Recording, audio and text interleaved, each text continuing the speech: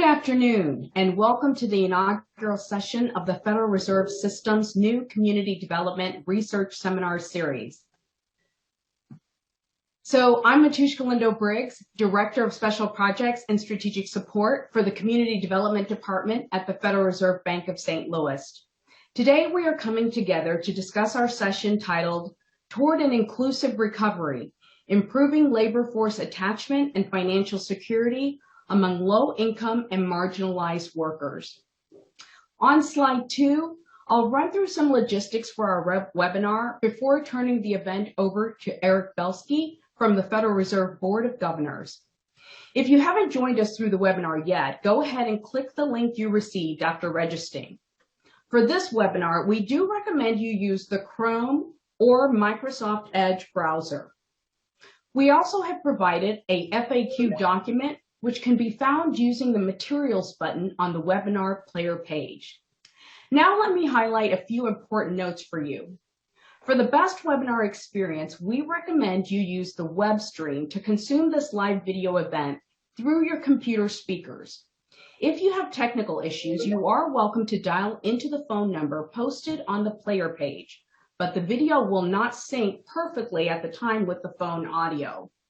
We will be taking questions from our audience in 2 ways today, so we would love to hear from you. Please submit them using the Ask Question button or email them to communities@stls.frb.org. Please note that all event materials and a recording will be available on fedcommunities.org following this event. I'd now like to formally introduce Eric Belsky, Director of the Board of Governors, Division of Consumer and Community Affairs. Eric, the floor is yours.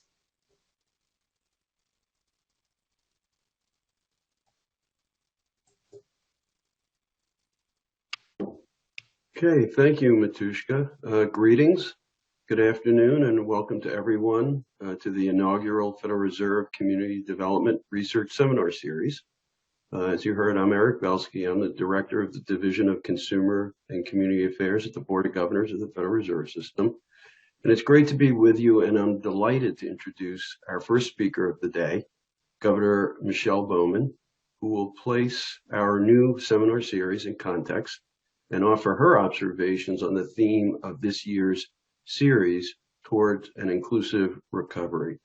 Before taking office on November 26, 2018, Governor Bowman was serving as the Commissioner of Banking for the state of Kansas. She assumed that position after serving from 2010 to 2017 as Vice President of Farmers and Drovers Bank in Kansas.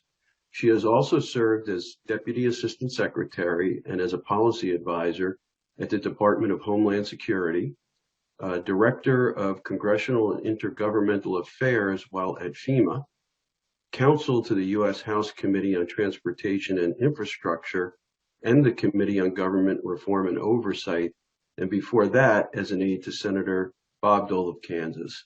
Governor Bowman has brought thoughtfulness and a rich and diverse background in policy, practice, government, and banking to her work as a member of the Board of Governors of the Federal Reserve System. And with that, I'll turn it over to Governor Bowman for an additional welcome and introductory remarks. Thanks.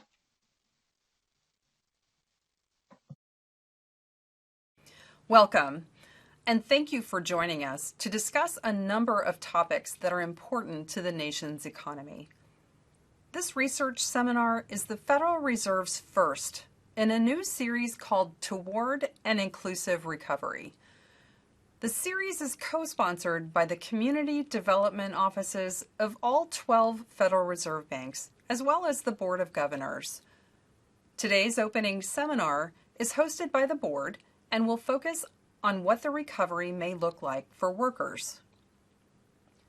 Since this event is a community development initiative, we have invited accomplished researchers to discuss their work and what practical lessons we might draw from it to inform community development practice and public policy considerations.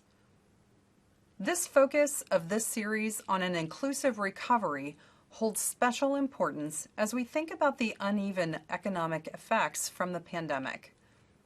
For many of us, combating the virus meant being disconnected from friends and family. Furthermore, most children were not permitted to return to school, leaving parents and caretakers to adapt. Yet while the spread of the virus universally upended our personal lives, our employment situations frequently dictated our ease of adaptation. In November of last year, for instance, almost half of workers with a college degree or more said they worked entirely from home, according to the board's survey of household economics and decision-making. At the same time, only 10% of workers with a high school degree or less said that they worked entirely from home. Additionally, people who lost jobs were typically those who earned less or had less education. Hispanic and Black workers were hit harder than others on average, reversing the recent improvements they had been seeing. Early in the pandemic, many workers experienced layoffs, but expected to return to their jobs. Unfortunately, not all have had the opportunity to do so. Public policy actions, including those taken by Congress and the Federal Reserve, aim to provide support to households and employers in the wake of these unprecedented disruptions. We see evidence of how these actions helped, but many households still face challenging times. As we continue on the path to recovery, it is time to consider what the labor market may look like post-COVID-19.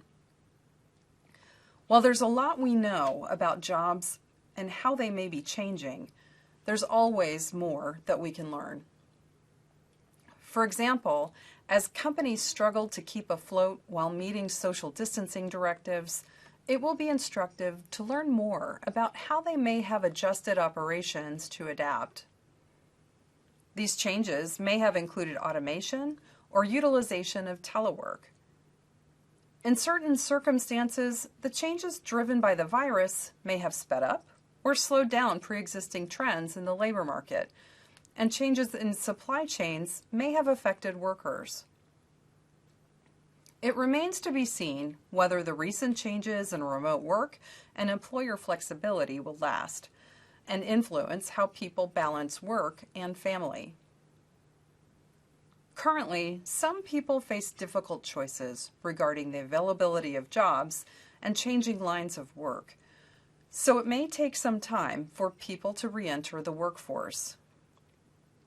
The record number of job openings in May is a very promising sign that opportunities are increasing, and I think that development bodes well for both households and the country.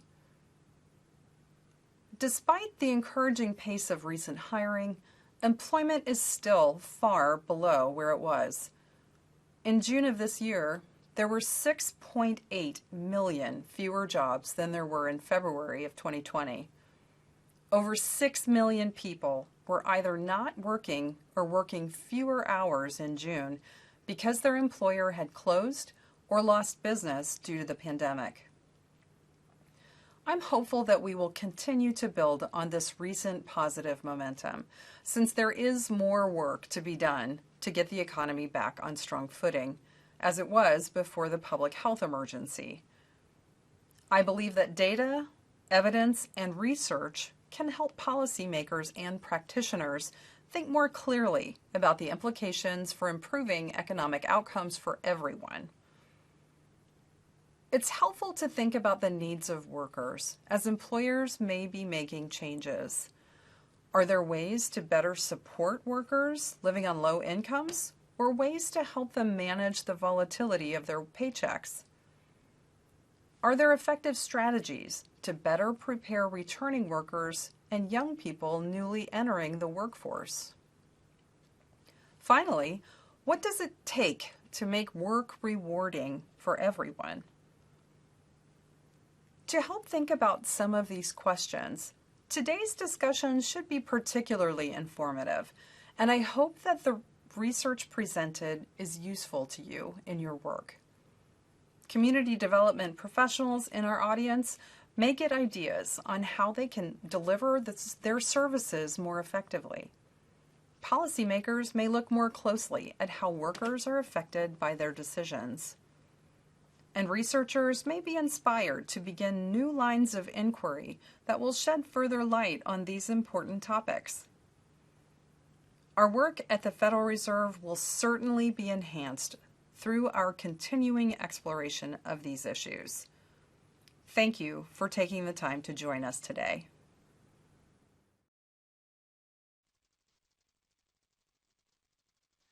I would now like to take the time to introduce our panelists in Group 1.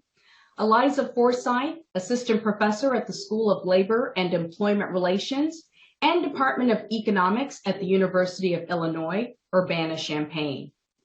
Christopher Rao, University Lecturer at the University of Cambridge, Fellow at Trinity College, Cambridge. And Rob Valletta, Senior Vice President and Associate Director of Research at the Federal Reserve Bank of San Francisco. I would now like to turn the seminar over to Eliza. Eliza, the floor is yours.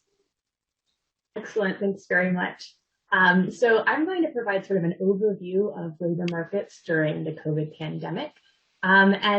This is joint work with a variety of co-authors, and I'm going to provide some figures from these variety of papers, but I'm not going to be able to explain them in full detail. So if you're interested in more information, I list the papers they come from, and they're all on my website. So starting on slide 2, this is just sort of an overview of what we've seen over the last year and a half with this COVID pandemic. So initially, we had this really massive increase in UI initial claims. That's how we really started to see what was going on in the labor market. We had a bit more of a delay for the sort of official unemployment and employment statistics to come out.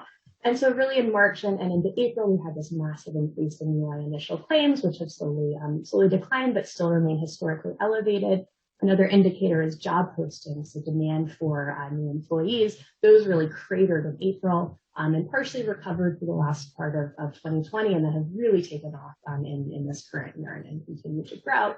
And then once we sort of were able to get the official statistics, then we saw this big decline in employment, which has partially recovered, big increase in unemployment, which has since come down.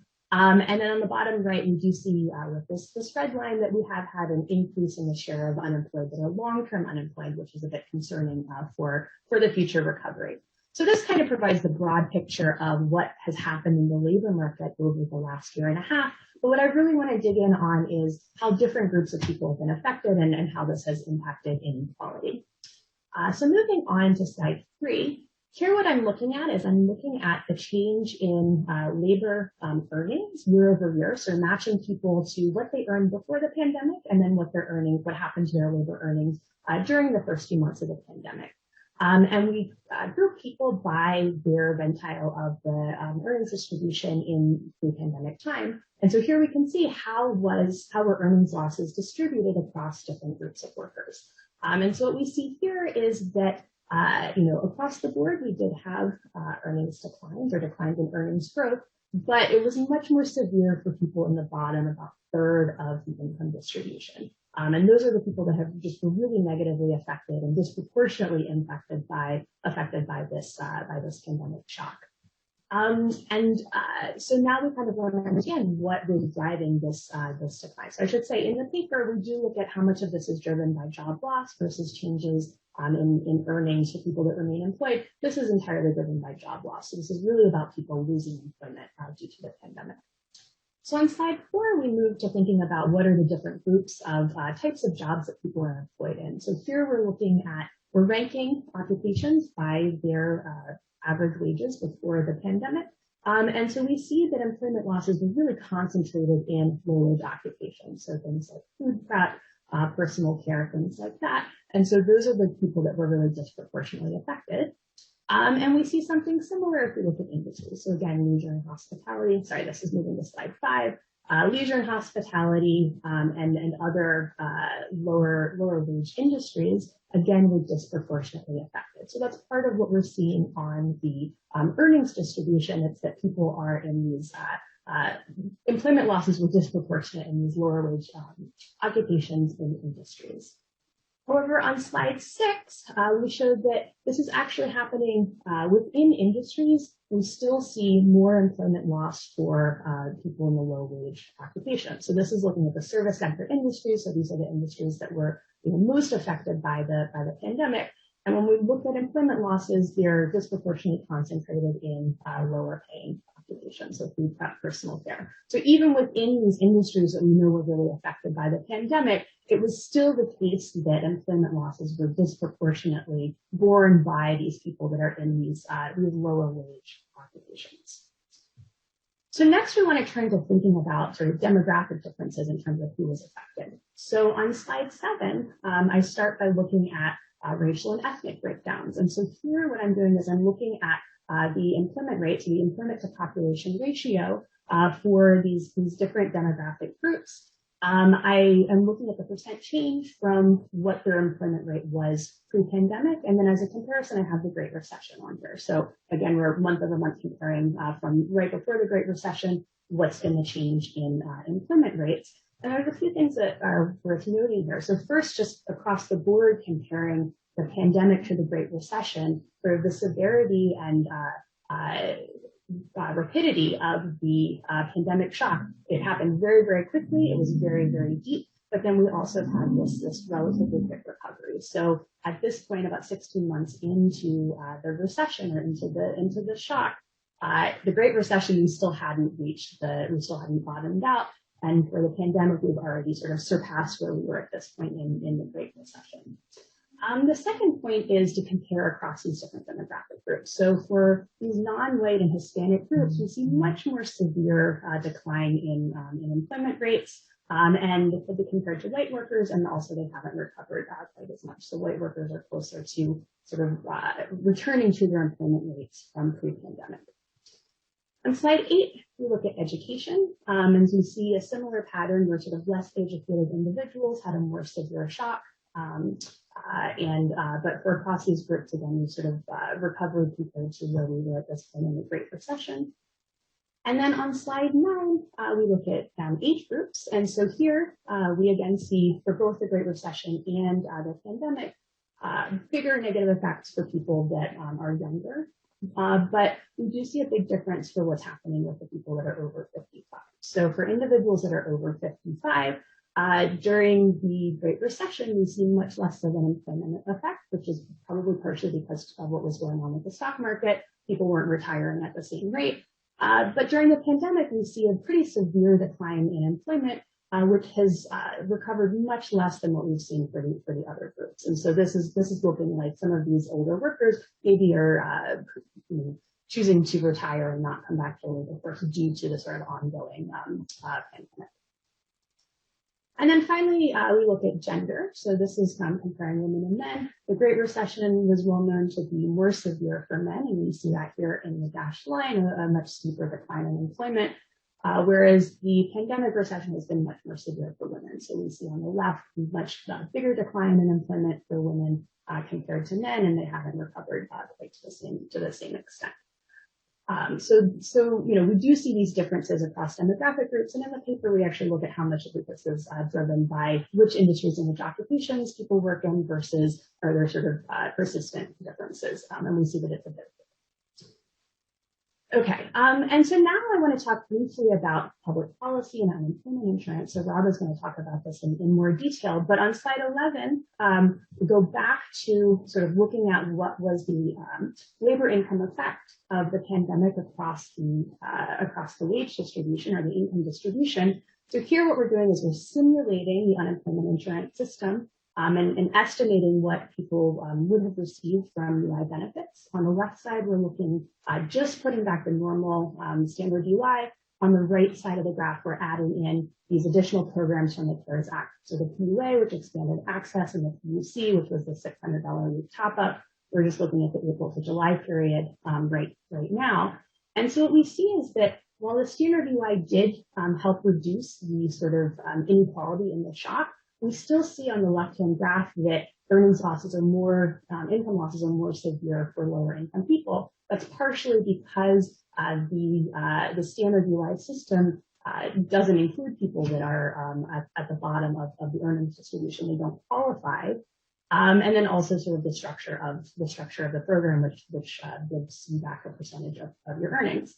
On the right-hand side, once we add in the PUA, so it brings back into the UI system a lot of those people from the bottom of the distribution that were excluded. And then on top of it, we have this additional $600 a week. Now we see that actually on average, labor plus benefit income growth is higher for people at the bottom of the distribution. It really reverses that effect. So the next slide I'm going to skip because just for time, this is in the paper. So moving on to slide 13.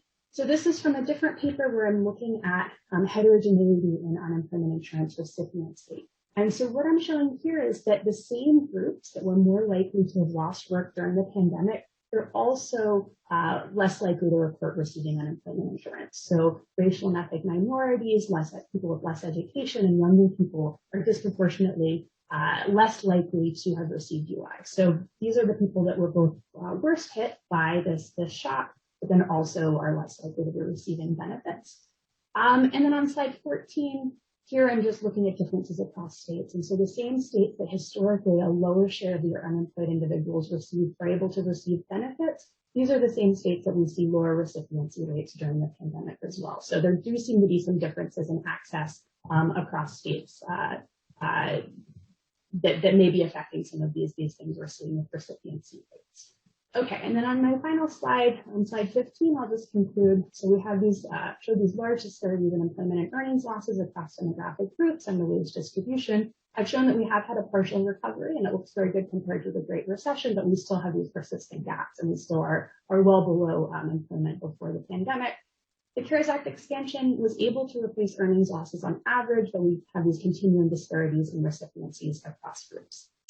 Okay, so I will leave it there. And I will turn it over to the next presenter, which is Chris Wall.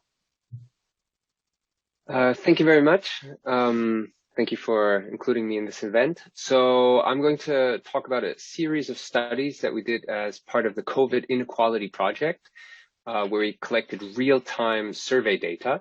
And on the second slide, I show that it's really was a rapid response. We collected up to 4 waves of geographically representative data, totaling almost more than 30,000 workers in the US, UK, and Germany. And the reason we did this is that the specifics of the economic crisis of the pandemic were not covered in a lot of conventional surveys. So for instance, there were new policies rolled out, such as furloughing schemes. And also people were starting to work from home a lot, which is something that wasn't as usual before. And in the next slide, we will see how important working from home was and is. So in the left, you see the US, in the middle, you see the UK, and on the right, you see Germany. On the x-axis, you see the share of tasks a worker can do from home in their job. And on the y-axis, you see the share of workers that lost their jobs. Okay, so 3 things really stand out here. The one is that the more tasks you can do from home, the less likely you were to lose your job. The second thing is how large the job losses were. So the red line, that's in late March 2020, and then they're already very high, and then we see that it's increased rapidly. So by early April, we saw even larger job losses, in particular in the US and the UK. And that is the third observation. In Germany, on the right, you see that, yes, being able to work from home shielded people from job loss, but in general, job losses were much lower. In the next slide, we see that it doesn't only matter the average share of tasks that can be done from home in an occupation. So on the top, you see architecture and engineering jobs, and in the bottom, office and administrative support. Both of these occupations have about the average share of tasks, the same average share of tasks that can be done from home. However, people working in office and administrative support, a lot of them can do 0 tasks from home or all of their tasks from home. So here, a binary furlough scheme, such as was implemented in the UK, could make sense. Either you have your worker work full-time, or you furlough a worker and they cannot work. However, for people working as architecture engineers, a scheme like this is not very helpful because a lot of them can do an intermediate share of their tasks from home. This is where a short-time work scheme, such as was in place in many Scandinavian countries, in Germany, France, Spain, could help buffer such a pandemic much more. On the next slide, we see how important within occupations it is how many tasks you can do from home. So here we see 4 occupations, and at the top left, for instance, you see food preparation and serving, and there are only very few tasks can be done from home. Now, what you actually see here are the share of tasks that people can do from home that kept their job. Now, in the next slide, slide 6, I overlay the share of tasks people can do from home that lost their jobs. So you can see that these distributions are clearly shifted to the left, even within occupations. So if you're working in computer or mathematical occupations, which is the top right, those people that could do a large share of their tasks from home were shielded from job loss. Those people that could not, a lot of them lost their jobs, even in such jobs such as computer and mathematical occupations. In the next slide, we see the relationship between the share of tasks that can be done from home on the x-axis in an occupation industry pair, and the hours worked from home on the y-axis. The blue dots are for men, the red dots are for women. On the left-hand side, you see during the pandemic, and on the right-hand side, before the pandemic. So what do we see on the left-hand side? We see that during the pandemic, there's a very strong relationship between the share of tasks that people could do from home and how many hours they work from home. And those people that could do a lot of tasks from home or work in occupation industries where you could do a lot of your tasks from home, they also worked a lot of hours from home. And this holds both for men and for women. Now, if you look on the right-hand side, we see that before the pandemic, there was a much weaker relationship between the share of tasks that people could do from home and the hours they worked from home. However, this relationship is particularly weak amongst women. So before the pandemic, women worked much less from home and had a much lesser relationship to the share of tasks they could actually do from home. In the next slide, we on the left again see the US, in the middle the UK, and on the right we see Germany. And here we see 3 different dimensions of work relationships. The blue bars are whether you had a temporary or a permanent contract, and then how likely it is that you lost your job. What you see is that people on temporary contracts in all 3 countries were more likely to lose their jobs. The green bars, the light green bars, are workers that do not have a fixed salary, so varying salaries, depending on the hours they work or other things. And the dark green bars are people with fixed salaries. Now, those with varying salaries were much more likely to lose their jobs. And then the purple bars, the light purple, are people on varying hour contracts, such as 0-hour contracts, is now usual in the gig economy, for instance, Uber drivers or so. And the dark purple bars are people with fixed 9-to-5, for instance, jobs. Again, all 3 dimensions, you can see that people with less stable work relationships were more likely to lose their job. Now, in the next slide, we see this is for the UK, but this is also important for the US. So in the UK, people have access to sick pay from the government. Everybody has that if they work, but it's so low that you cannot live from it. Therefore, lots of employers tend to top this up. Now here we see for all the occupations, the share of people within that occupation that do not have access to additional employer sick pay. Okay, so you can see on the far right, in personal care and service, nearly 60% of people do not have additional sick pay provided by their employer. Now, the difference between the blue and the red bars here are that people working in occupations that are red bars tend to be in close proximity to clients and customers. Now, what we also see is that these red bars tend to be bunched towards the right, meaning in occupations where people do not have access to additional sick pay. Why is this important? Well, we see this in the next slide. We also asked people how likely they would be to go to work with cold symptoms. Not surprisingly, people that do not receive a living wage, so no extra access to sick pay, are much more likely to go to work with cold symptoms. Now, you might think, with a cold one can work. However, cold symptoms could also be a flu or could be COVID.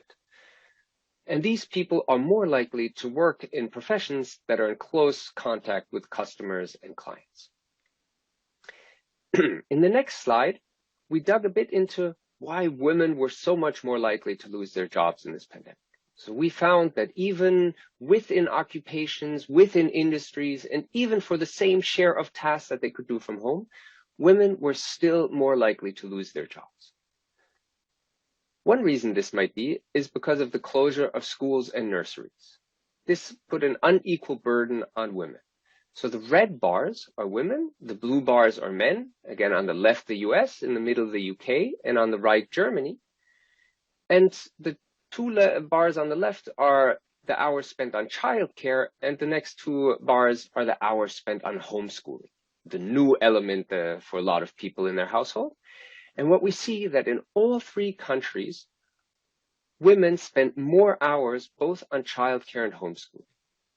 And this is not because they were not working. Here, we limited the people we looked at only to those people that are currently working from home, to make it an equal comparison. So amongst all the people working from home, women were still spending more hours on childcare and homeschooling than men. In the next slide, I summarized what I've shown you here. So these new work arrangements that we saw arising with the pandemic, they created new inequalities. So working from home was not on the radar before, but they also exacerbated old ones. And we saw increases in the gender gaps. And from the cross-country comparisons, it seems that policies can matter. So for instance, the UK rolled out a furloughing scheme which forbid workers actually to work when they were furloughed. And this was largely ignored by the ones that could work from home. And this binary furloughing scheme cost twice as much as the short-time work scheme, and more than twice as much than the short-time work scheme in Germany, and saved less jobs. The other great advantage of having short-time work schemes in place is that the payments are channeled through the employer. So the government only has to deal with the employer, who then pays the employee. We all saw the images from the US with the large queues in front of unemployment agencies, and this can be avoided with a short-time work scheme. And then the final suggestive evidence we found for the importance of policy is that if you do not have access to sick pay, this can contribute to the spread of viruses. And with that, I'll conclude. I invite you to have a look at our COVID Inequality Project website. And with that, I'll pass on to Rob. Thank you very much, Chris, and thank you to the organizers and viewers on this call. It's a very interesting event, and I'm pleased to be participating. I am going to be talking about the unemployment insurance system in the United States and the role it played in providing income support during the COVID pandemic and the ongoing economic struggles and labor market difficulties. You can see my cover slide there, and unlike my fellow panelists, I am employed by the Federal Reserve System, and so that disclaimer at the bottom is important, that the opinions expressed in this presentation are solely my own and should not be attributed to others within the Federal Reserve System. So moving on to the next slide, I'm going to just give you a little bit of an overview of the unemployment insurance system. The unemployment insurance system in the United States, and I should mention that Eliza Forsyth did refer to some aspects of UI in her presentation, and I know that in the later panel, Marion Bittler is going to be talking about it a little bit as well. I'm going to give you some of the basics of UI and its impact in the labor market from an economist perspective. Some economists view unemployment insurance as having both good and bad elements to it. And one of the points I want to make is that those bad elements, those kinds of adverse impacts on people's job search behavior, maybe aren't so large. So I'm going to talk about UI in practice and theory, kind of reversing the usual order. So in practice, UI is a crucial social insurance program. It provides important income support for unemployed workers. Now, one of the important points here is that in order to qualify to receive unemployment insurance benefits, individuals need a sustained employment history. And so, as Eliza noted, the lower income workers who tend to have unstable employment histories tend not to be eligible for UI. And so that's one group of individuals who need assistance who aren't reached by the UI system. More generally, though, for people who lose jobs, UI is an important source of income support, and it's especially important during recessions due to the typically large job losses that occur. One other important feature of UI is that it acts as an automatic stabilizer. In other words, when the economy and labor market start to weaken because of an economic downturn, UI payments automatically increase as more people lose jobs and become eligible for UI. And then on top of that, typically through congressional action early in economic downturns, typically the UI system is expanded with additional weeks of availability and in some cases like the COVID crisis, additional UI payments. Now, economists tend to be glass half full types of people. So that income support is certainly an important part of UI, but one of the concerns that's often raised is that those UI benefit payments may come at the expense of less effort on job search, the so-called moral hazard effect. One of the points I'm going to make in my presentation is that those effects tend to be quite small. So turning to the next slide, a lot of the research that I've done about the impact of unemployment insurance benefits was based on the Great Recession and also the recession from the early 2000s. And the unique feature of the Great Recession and UI availability during it was that it was increased to an unprecedented duration of 99 weeks, so just under 2 years. And you can see that in this chart, that black line that's at the top. During much of 2009 through early 2012, up to 99 weeks of UI benefits were available to unemployed individuals in the United States.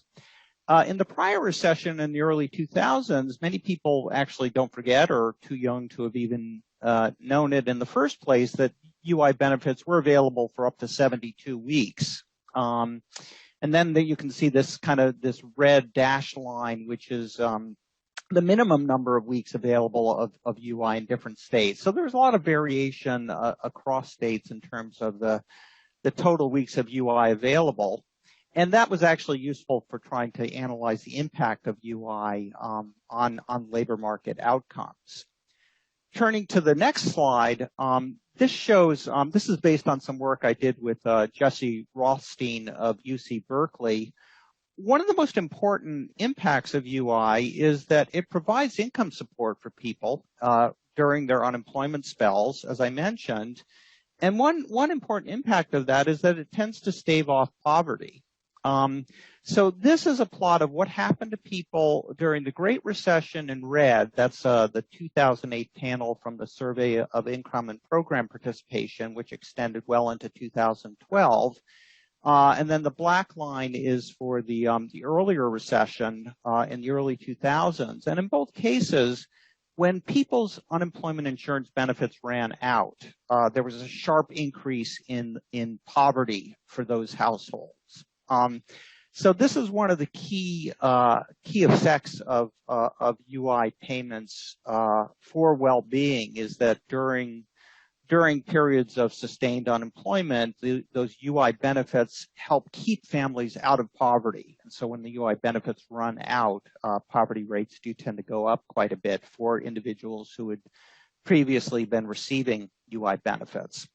So that's the upside. Now, turning to the next slide, The potential downside is the so-called moral hazard effect. And again, the idea is that individuals who are receiving some UI benefits while they're unemployed may have a weaker incentives to engage in job search and to accept whatever job offers come their way. And I have to apologize that this slide is based on some statistical analysis from a published research paper, and then there's a bunch of numbers there, but I've highlighted the key ones. So in row 2, those numbers in the first 2 columns are basically 0. And what that says is that the availability of these extended UI benefits, these UI benefits that were available for up to 99 weeks, that had very little, it had no discernible impact on unemployed workers' decisions to search for and accept jobs. So that's that exit to employment row. Instead, in the 3rd row, what we found in this statistical regression analysis was that the availability of the extended unemployment benefits tended to actually enhance individuals' attachment to the labor force. So those negative highlighted numbers, what they indicate is that in this analysis, what we found, and this is joint work with Jesse Rothstein again, and also Hank Farber of Princeton University, we found that the availability of the extended benefits meant that people stayed in the labor force and actually searched for longer time periods to try to find jobs. So when you actually look at the impact on the unemployment rate, what you find is that the UI benefits tended to increase the measured unemployment rate, but that's because they prevented people from dropping out of the labor force and thereby dropping out of the unemployment figures in the first place. And one of the key reasons for that is that in order to be eligible for UI benefits, you have to be engaging in active job search. So rather than actually kind of undermining people's attachment to the labor force, these extended UI benefits actually bolstered their labor force attachment. Now, turning to the next slide, that's some basic facts about the UI expansion that occurred under the CARES Act in March 2020. This was a very different sort of expansion of the UI system compared with the past, when typically the availability of UI was increased in terms of its duration. Under the CARES Act, so the eligibility was expanded to importantly include self-employed individuals. Job search requirements were relaxed. And most importantly, in that 3rd bullet there, it notes that individuals were entitled to an additional $600 per week on top of their usual weekly UI benefits. This was a very large expansion of the generosity of the unemployment insurance system in the United States. That $600 a week was available to everybody, no matter what their previous earnings were. And that was a big increase relative to the typical UI benefit payments of about $380 a week. And what that did for a lot of individuals is it actually meant that their UI payments were larger than their weekly earnings on the jobs they had prior to entering unemployment. So there was a lot of concern that that would really undermine people's incentives to search for jobs. Some research that I've done that looks directly at the first half of 2020 and the impact of that $600 supplement with my colleague at the San Francisco Fed, Nicola Petrosky-Nadeau, we find that maybe surprisingly, that extra $600 didn't have that large of an impact on people's job search and job acceptance decisions. So turning to the next slide, there's a plot of that. So the green line is people who, as of late March, were eligible to receive that extra $600. And the blue line is people who basically were receiving much less UI payments. So it's a comparison of people at different points in the distribution of UI benefit payments. And what you can see is that the people with the higher benefit payments did see somewhat of a decline in their job finding rates. That's what's plotted in the vertical axis relative to people who are receiving lower UI payments. But the difference between them is really not that large. And in subsequent months of 2020, after the UI supplement was enacted, the differences between those two groups were pretty stable. So there was some small reduction in willingness to look for and accept job offers on the part of people who were receiving very high UI payments relative to their prior earnings. But it wasn't a large effect. It was a relatively small effect. So turning to the next slide, this finding of limited effects of the generous UI payments on job search, that's consistent with other past research suggesting, especially that when the labor market is quite weak, that expanded UI availability and generosity really doesn't have much of an impact on people's job search and job acceptance decisions. During the pandemic, there was a lot more important factors that were dictating people's willingness to search for and accept for jobs. Importantly, those included workplace health and safety concerns, which are an ongoing issue still, and also family and child care commitments, in part due to widespread school closures. Importantly, the UI enhancements provided a bridge across the pandemic and the ability to for individuals who had lost jobs to wait for an acceptable job offer before returning to work. Now, this year, there's been an extra $300 supplement available, and a simple extension of our research findings suggests that also had quite a moderate impact on labor market outcomes. Only about 1 in 7 UI recipients appear to be declining job offers each month due to the extra $300 payment. So the rising employer concerns about limited worker availability, that doesn't appear to be due largely to the UI payments. Instead, it's these other factors, family and child care commitments and so on, that are keeping workers out of the labor force and making it hard for employers to find workers. Turning to the next slide, one thing that's going on right now is that some states are terminating that $300 supplemental payment early. The federal government had authorized those payments until early September, and some states have decided to cut back on those payments and actually eliminate that $300 supplement. Now, the states that are doing it are depicted in red here, and this is the unemployment rate for two groups of states. The states that have not announced any plans to cut those UI payments, those are in blue, and states that have either implemented or announced plans to cut those UI payments, those are in red. That latter group that is cutting that $300 supplement, they tend to have tighter labor markets. And so it may not be such a terrible thing. I mean, for workers who lose the payments, it may cause some struggles, but from the perspective of the labor market as a whole, it's not surprising the pattern of which states are cutting back on the supplement. It's the states with the tighter labor markets and the lower unemployment rates. So finally, turning to my last slide, some concluding thoughts. As Eliza mentioned, even with these UI enhancements, there were a lot of unemployed individuals who did not receive UI benefits during the COVID recession. And this UI eligibility relying on stable job histories is an important aspect of that. UI does tend to be more of a middle-class support program because it does tend to rely on people, it tends to go to people who have had stable job histories and meet the earnings eligibility requirements. And so there's a case to be made for expanding the UI eligibility base in the future so that it more automatically goes to some of the lower income groups who are otherwise left out.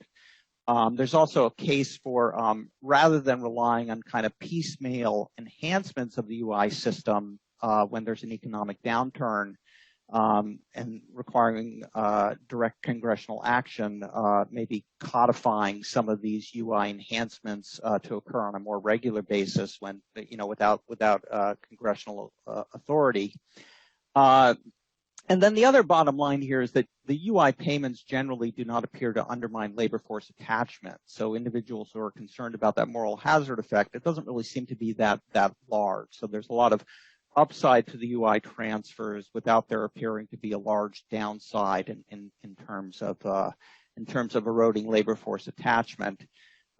So it's important to make sure that the labor market is getting out of whatever hole it's in before starting to worry about those moral hazard effects.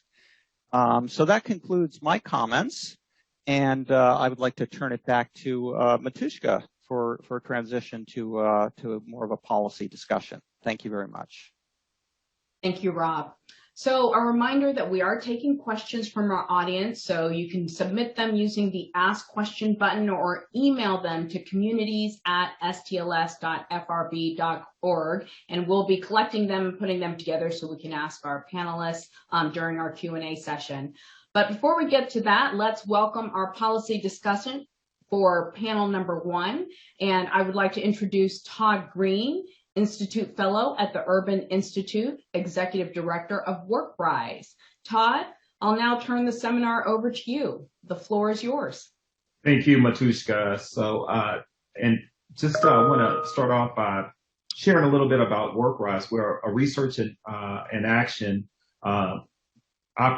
platform that aims to accelerate economic mobility and strengthen economic security, advance racial and gender equity in the labor market. Also want to just thank Jeff Larimore, Dave Buchholz, and Heidi Kaplan at the Board of Governors for inviting me to speak today. And thanks very much to Chris and to Eliza and Rob for their thoughtful presentations on the challenges and opportunities really posed to workers and policymakers.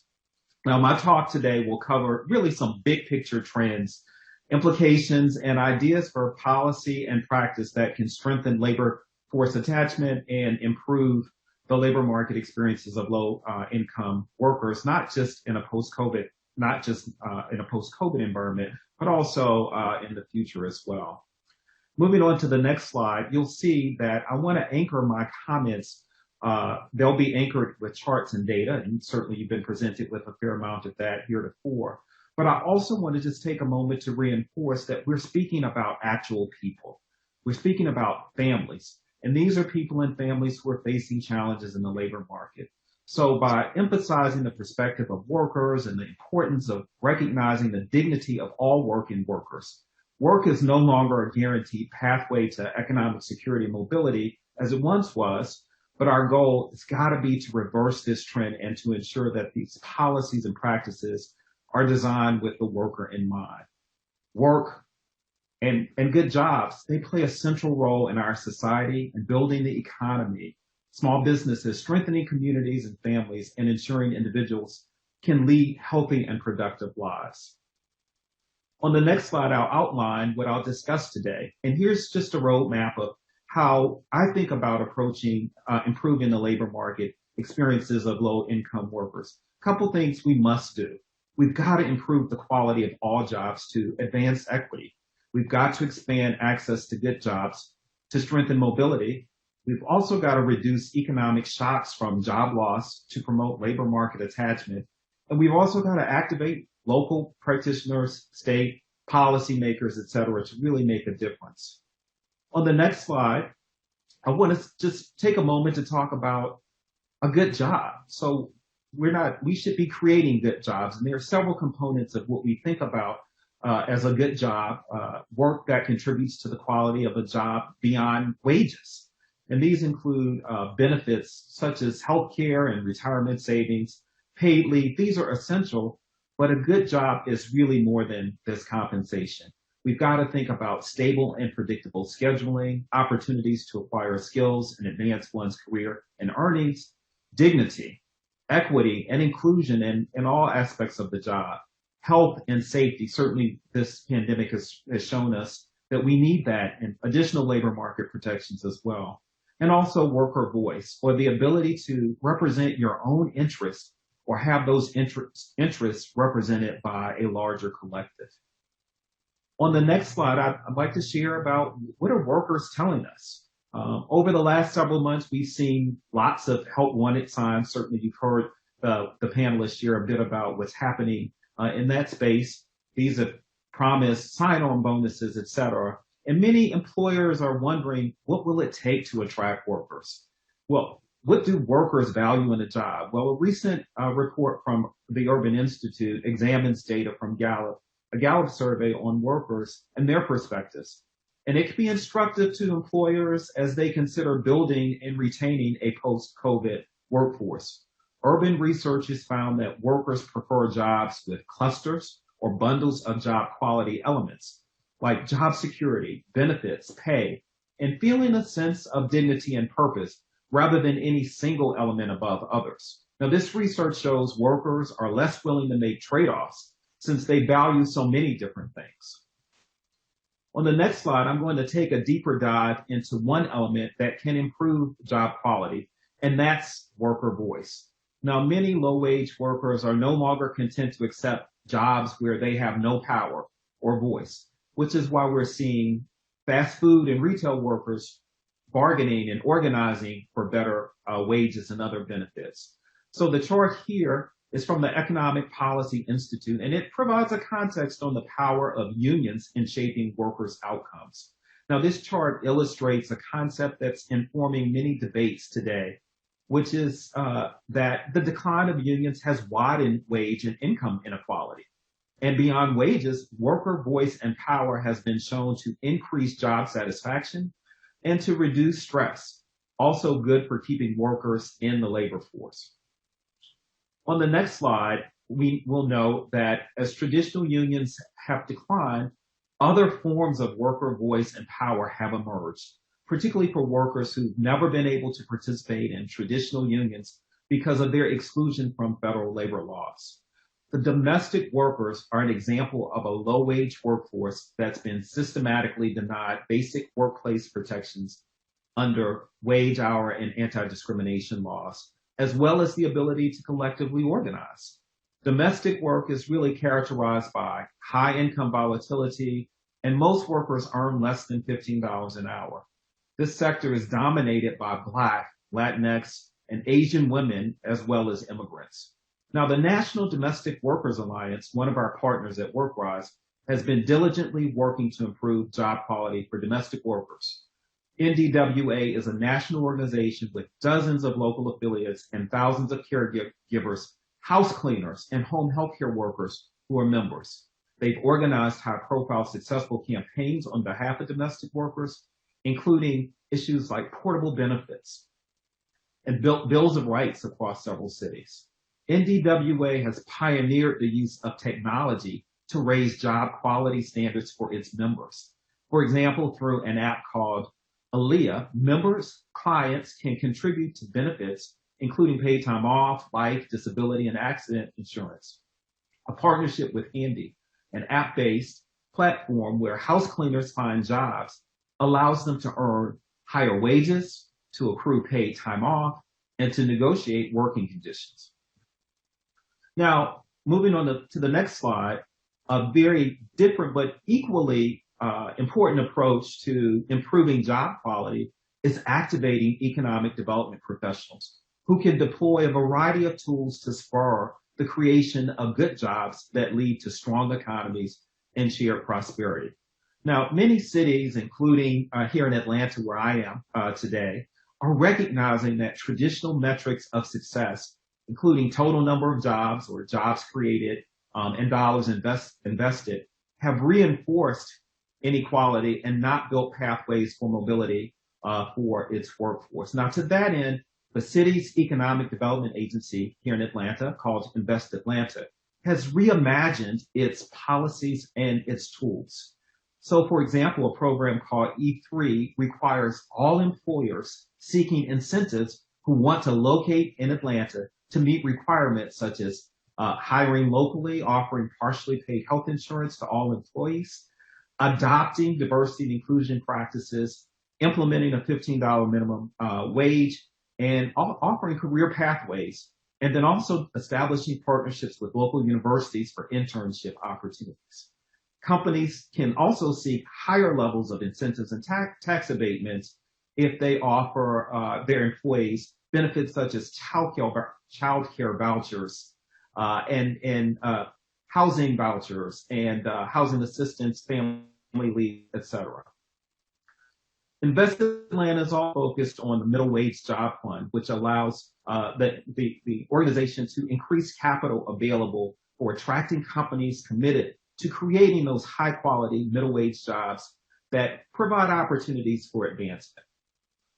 So the next thing I want to talk about on the next slide is really how do we expand access to good jobs? So beyond improving the quality of all jobs, that's imperative that we create pathways to good jobs that provide career advancement and wage growth. As you can see here, there are many potential approaches to expanding access to high quality jobs, and some are focused on addressing supply side issues such as giving workers opportunity to develop skills through apprenticeships and high quality training programs. Yet some others are about driving change in demand side or employer practices. There's some recent research from Opportunity at Work. They note that more than 70 million workers without college degrees in the US labor market have the skills to do higher wage work. Skills-based hiring and the elimination of degree requirements can attract more women and BIPOC candidates, many of whom have barriers to college completion. Now, skills-based hiring could also address the occupational segregation that's led to so many BIPOC workers to remain stuck in these low wage and low opportunity jobs. Now, employers can also prioritize developing more on-ramps to those higher wage jobs, middle skill jobs, and put structures in place to eliminate discrimination, bias, and increase equity and inclusion in their hiring practices and in promotion practices as well. Finally, public policy can create better jobs by enforcing anti-discrimination, worker classification, and other laws designed to protect workers, pursuing policy options that expand access to high quality work supports, including childcare, housing, transportation. That's also essential. And on the next slide, really on the next two slides, I want to talk, I want to zero in on a few specific examples of promising pathways that talk about what I've just mentioned, and that's expanding access to good jobs. So we know that demands of the digital economy will require workers to master basic as well as more advanced, ever-evolving digital skills. We also know that so many of these high-growth, high-wage jobs require these skills. Of course, digital skills also allow workers to perform tasks remotely, like we're all doing now, which became and is the dominant mode of work for so many of us during the pandemic. But this chart from Gallup Good Jobs 2020 survey, it really illustrates disparities in access to remote work by race and ethnicity and gender, income and educational level. Workers with higher educational attainment and incomes were more likely to see or to be able to do their jobs remotely. Now, the bottom line is that universal high-speed internet can equalize access to good jobs by closing the digital divide and helping disadvantaged workers gain digital skills necessary to compete for these higher wage jobs, jobs that can be done remotely, and jobs that have stronger pathways. On the next slide, I want to mention another approach about expanding access to good jobs, and that's high-quality sector-based training programs that are overseen by industry labor partnerships. Now, the example before you is the Wisconsin Regional Training Partnership, Big Step. And it's an example of a program that works closely with employers and unions to build these career pathways into good jobs in the construction and manufacturing industries. And evaluation of this program, Big Step, along with two other sector-based training programs, found that program participants had significantly higher earnings and were more consistently working and more likely to work in jobs with higher wages and benefits than the control group after completing the program. Now, on the next slide, I'd like to just talk about one more strategy here for promoting labor force attachment, and that's reducing economic shocks from losing a job. So we all know what's happening right now, and the pandemic, while it was a unique event, we know that normal fluctuations in the business cycle will produce these types of labor market disruptions, and we'll continue to see them. Now, our social insurance programs and safety nets aren't as responsive as those in other developing nations, as you heard in the presentation before me. And we see weaknesses in our systems during economic downturns. And as a result, when a U.S. worker loses their job, the result can be catastrophic and lead to longer spells of unemployment and scarring. Now, one area of reform that Rob actually just talked about that I want to double down on is permanently expanding UI eligibility so that more low-wage and part-time workers are covered. Requiring workers to meet certain income thresholds to participate excludes many of the low-wage workers, as he talked about. And we also know that these Black workers aren't as likely to receive UI benefits and receive lower levels of benefits compared with white workers. So fixing the UI system, it really must start with a racial equity lens. So another example I want to mention, and this was discussed by Chris, is, and this is certainly an underutilized approach here, is short-term compensation. And short-term STC, it really preserves jobs by offering employers an alternative to laying off workers and losing a skilled workforce. Now, it promotes stronger labor force attachment by reducing the hours than eliminating their jobs. Now, these programs, they offer workers a prorated portion of UI benefits based on their hours, and they've been cut. So we have 27 states that offer such programs, but sadly, many employers aren't aware of these programs. So there's certainly an opportunity for us to move that forward. And then on the next slide, I want to speak about another opportunity, and that's aligning safety net in these workforce development programs. We've got to strengthen family economic security for low-wage workers, and we've got to marry or match our safety net and income support programs with workforce development. Too often, these systems just operate in silos when really they're two sides of the same coin. Now, in making eligibility and application processes too difficult to navigate, we've curtailed rather than expanding access to these safety net programs. And little evidence suggests that work requirements, for example, we just heard from Rob, and time limits have led workers and families out of poverty and into opportunity. So we need stronger relationships between workforce and human service agencies. We've got to ensure that these low-income workers can access essential wraparound supports that include things like mental health services and childcare and housing and transportation assistance. And then on the last slide, and I'll end here, and it's with a quote from Martin Luther King. It's appropriate that I'm here in Atlanta, but certainly a citizen of not only our nation, but our world. And here he says, all labor has dignity. All labor has dignity. So this phrase, it's only 4 words long. It's short, but it's mighty in its power. Now, Dr. King delivered this speech on March 18, 1968, to thousands of sanitation workers in Memphis who had walked off the job to protest poor pay and bad working conditions. But dignity is about pay.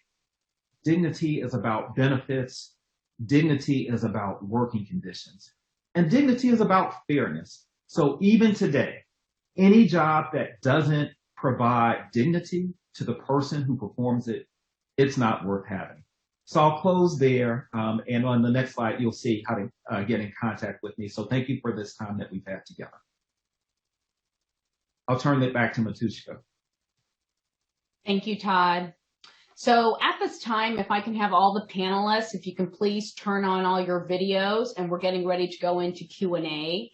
Again, we are taking questions from our audience in 2 ways. You can please submit them using the Ask Question button or email them to communities@stls.frb.org.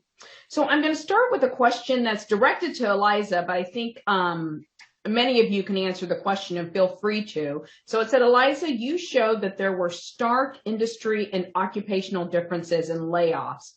Do you expect a reshuffling of the types of jobs that will exist coming out of the pandemic? And do we need to do more to prepare workers for these jobs? Thanks. That's a really great question. And I think part of that is just based on sort of what your perspective is. It's hard to predict the future, right? But we have seen a lot of these jobs coming back as the economy has been recovering in places and the virus has been under control. It does seem like there has maybe been a bit of an acceleration of technological change, but nothing that seems so dramatic that it would, we wouldn't need in-person servers in restaurants and a lot of these jobs that were the most heavily hit. So while, we may see some restructuring, so far it hasn't seemed enough evidence to say that it would be a permanent shift, but others may have a different perspective. Anyone else want to comment? Just quickly, I fully agree with Eliza. I think that's a great way to characterize it. At the same time, I think that what we saw during the pandemic is an acceleration of some underlying trends that were already in place. So not really a sea change, but just the tendency for reliance on technology to displace some types of workers that got pushed along a little bit and probably is not going to get fully reversed as part of the adjustment to the new normal that we're going to see. So while a lot of those in-person service jobs will return, I think also that trend towards technology replacing some categories of labor that just got accelerated a little bit, and that wasn't going to get reversed anyway, and so that's something that's an ongoing adjustment for the labor market. So if I may add, we are actually collected some very recent data on job search behavior. And, okay, our next question, it starts with a little bit of the moral hazard concept. Oh, Chris, I think you're either, okay, here we go. Go ahead, Chris. Yes. So I was just saying we collected some data on job search behavior, and we do find that people in occupations that were particularly hard hit are searching, are those searching most in other occupations. The question is whether they will find these jobs, but the intention is there for a lot of people to switch out of occupations which have unstable work relationships. Thanks for adding that, Chris. So we're moving on to this next question here for Rob. Again, I said it just kind of starts with the statement, and then it leads into the question. The moral hazard concept was quite strong in rural Minnesota. Many companies had to shut down or remain closed or limited due to lack of workers. So the question, many employees were claiming COVID fears to avoid returning to work, which shifted quickly when UI went back to normal levels. Are you able to look at differences between urban and rural areas or different costs of living? That's a little bit hard. That's a great question. And one of the important aspects of the UI expansion during the pandemic and the other challenges that kept people out of the workplace is the diversity or the heterogeneity or the differences across different geographic areas, different industries, different occupations, and so on. It was very hard to do this analysis in real time. The data availability that corresponds to the early period when the UI expansion occurred in the spring and summer of 2020. There's not a lot of data. It's really hard to drill down in that way. It would not surprise me if certain rural areas that the expansion of the UI benefits was a meaningful hindrance for employers, and it kept people out of the workplace. But I think it really is hard to separate that out from the general health concerns. And there's always going to be a mismatch in perspective between employers who are desperate for workers to keep their plants open and workers who have their own perspective on what is part of their decision-making process, and so it can be hard to sort through that. So no, I can't really speak to that specific situation, but it would not surprise me if there was some of that going on in some pockets of the country. So if I may, I'd also like to speak to that comment, and certainly I'm not the economist on the panel, so I'd like to just ensure that my remarks reflect this, but I am a consumer. And so I do frequent businesses. So for example, in getting my lunch yesterday, they cited there was a huge line in there. People were leaving because they couldn't find workers.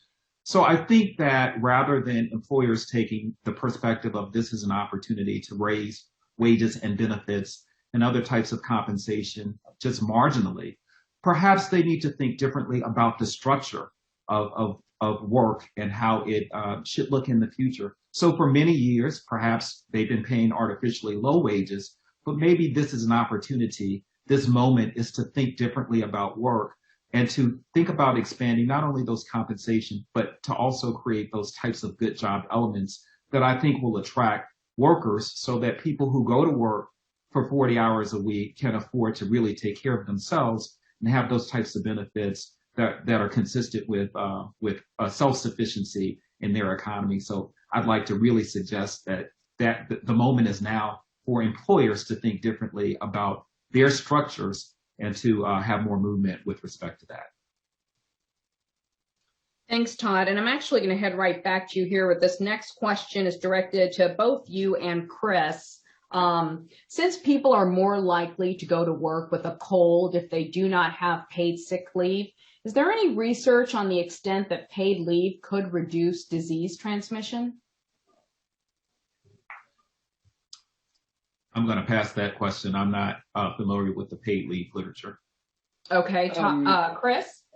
Yes, so there actually is. There was a change in the law in Spain at some point, how many sick days one could take. And yes, people take more sick days when they have access to more sick days, which might sound bad to some people, but they actually do find that there was a big reduction in the flu at that period, so they can check that very sharply, and I can follow up with the reference. I don't remember who wrote that paper on the top of my head, but I remember the finding.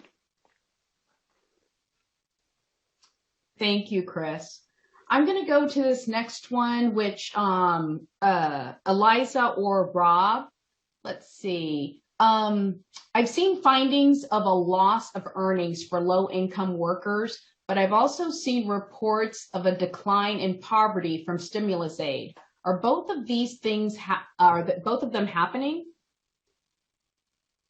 Great. Yeah, that's a great question. And that's actually related to some of the findings that I've had, which is that both the labor income earnings that low-wage people were receiving fell because they lost employment. But at the same time, because of sort of the massive increase in benefits from the unemployment insurance system and the other programs that we've had, it has actually increased average earnings for people at the bottom of the wage distribution, at least through the summer. And I think there's more recent research looking at poverty beyond that. Yeah, just very quickly, the extra $600 a week in payments that were available last year, that's a pretty good chunk of change relative to low earnings. Now, that seemed to be a useful thing during the pandemic, in bridging people from one end to the other. As I mentioned, in some cases that meant that people's earnings, their UI income was above their prior earnings. But in an emergency, you design policies to try to get them out the door quickly and make sure they're covering the people who are really most in need, and that's what the UI supplements seem to do. Rob, I'm going to stay on the UI benefits here as we have another question that came in with this topic. The moral hazard associated with the UI benefits has dominated the news stories rather than the information about the quality of jobs sought by workers or the dignity of the work. How can we incentivize employers to refocus on the key issues needed for workforce development? I'm going to defer to Todd on that, if that's okay with you, Todd. I think that's really right in your wheelhouse. Yes, so I do think that we do have a moment where we can do that. I mentioned some policies that state actors, and when I say state, local governments, can take with incenting that in terms of attracting companies that are going to do that.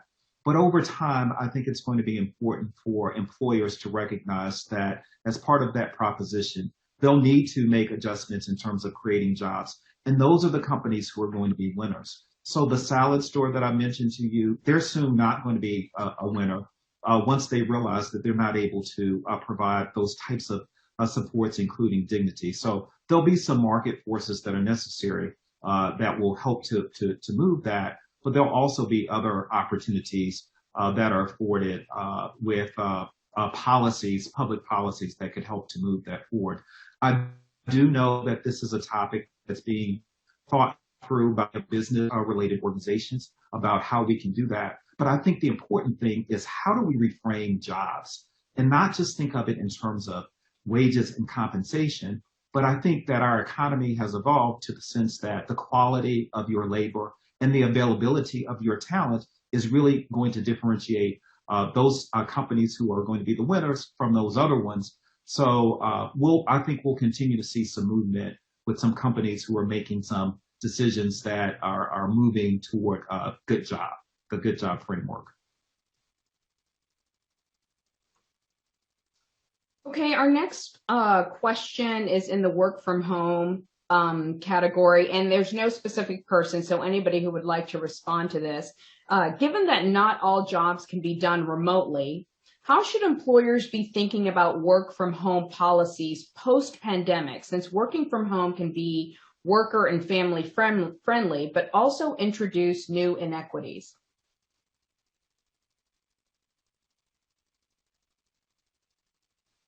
Anyone want to take a stab at that? Well, sorry, actually, Chris, this is. Yeah, I can. Rob, you're on mute here. I can take a first stab. I think that's a very complex question. We did in our surveys ask a bit about preferences in this dimension, because people are also worried if they work from home, then they will be overlooked in promotions. You're not seen as often by the boss doing your job. So I think if this should be really implemented in a way that it's family friendly, then one has to have career tracks that take this into account. It has to be formalized to some extent, rather than the patchwork way that it's been done now, because it was such urgent, quick solution.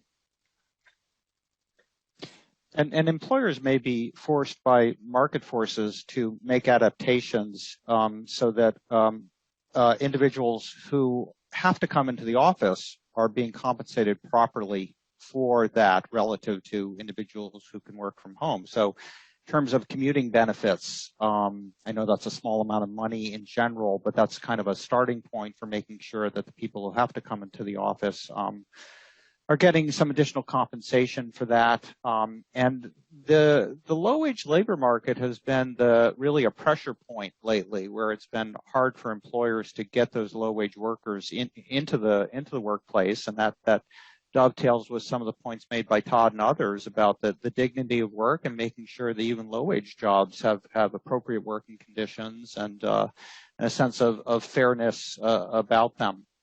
So I think that there's been a bit of a shift in favor of low-wage workers, and employers are starting to realize that they have to think more carefully about ensuring that those low-wage workers who have to come into the office, that their job conditions are adequate, and that the compensation is appropriate for the kind of crucial work that they're doing.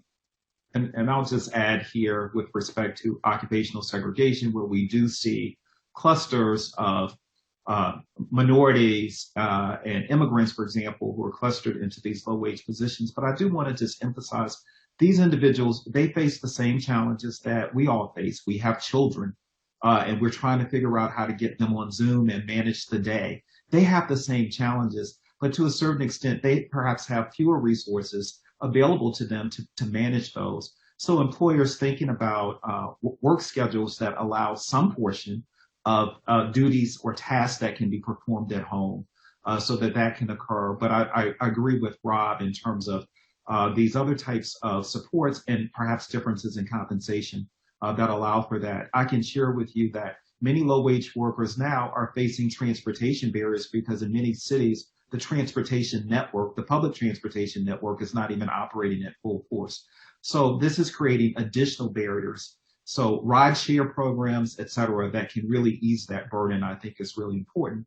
But also rethinking the type of work. We just can't just assume that because someone is a support person, then that means they have to come into the office. So we've really got to be fair about what that looks like.